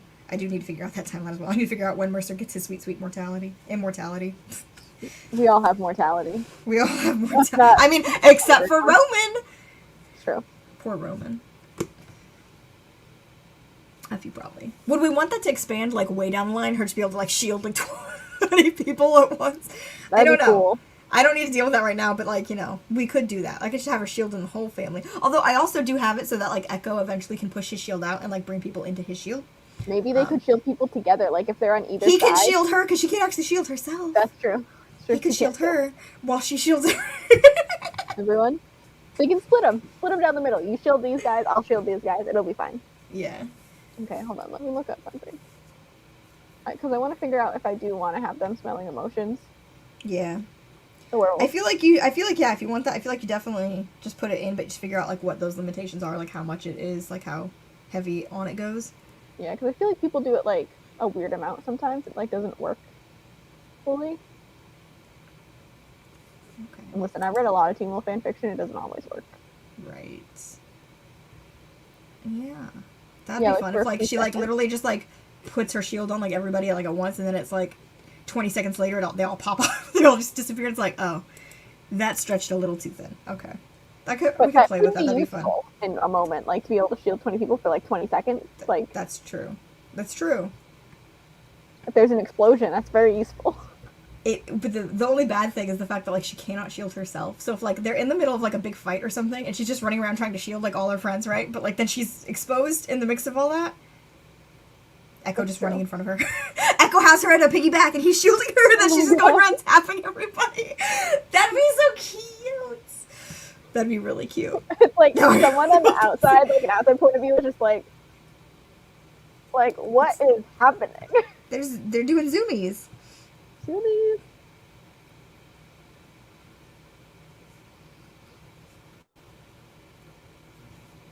No, I'm not doing the pain absorption thing. I already decided on that.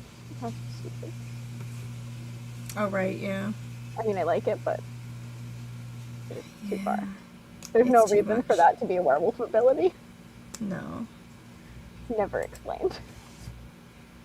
Yeah, I think I'll do like the werewolfy thing with the biochemistry stuff. Sounds good. Who doesn't love biochemistry, you know? Uh-huh. I picked up one of my, I can't reach my normal pen, but I picked up one of my 1,000 leaky con pens. Oh, yeah. Casey, I have so many pictures of this house open right now. Me too. Casey, I almost exited StreamYard. That's a bad plan. I did not exit StreamYard. Nobody panic. Do not leave me alone. I was trying to open up my outline so I could look at what else I needed to map out on the outline. Alright, I'm looking at my power list.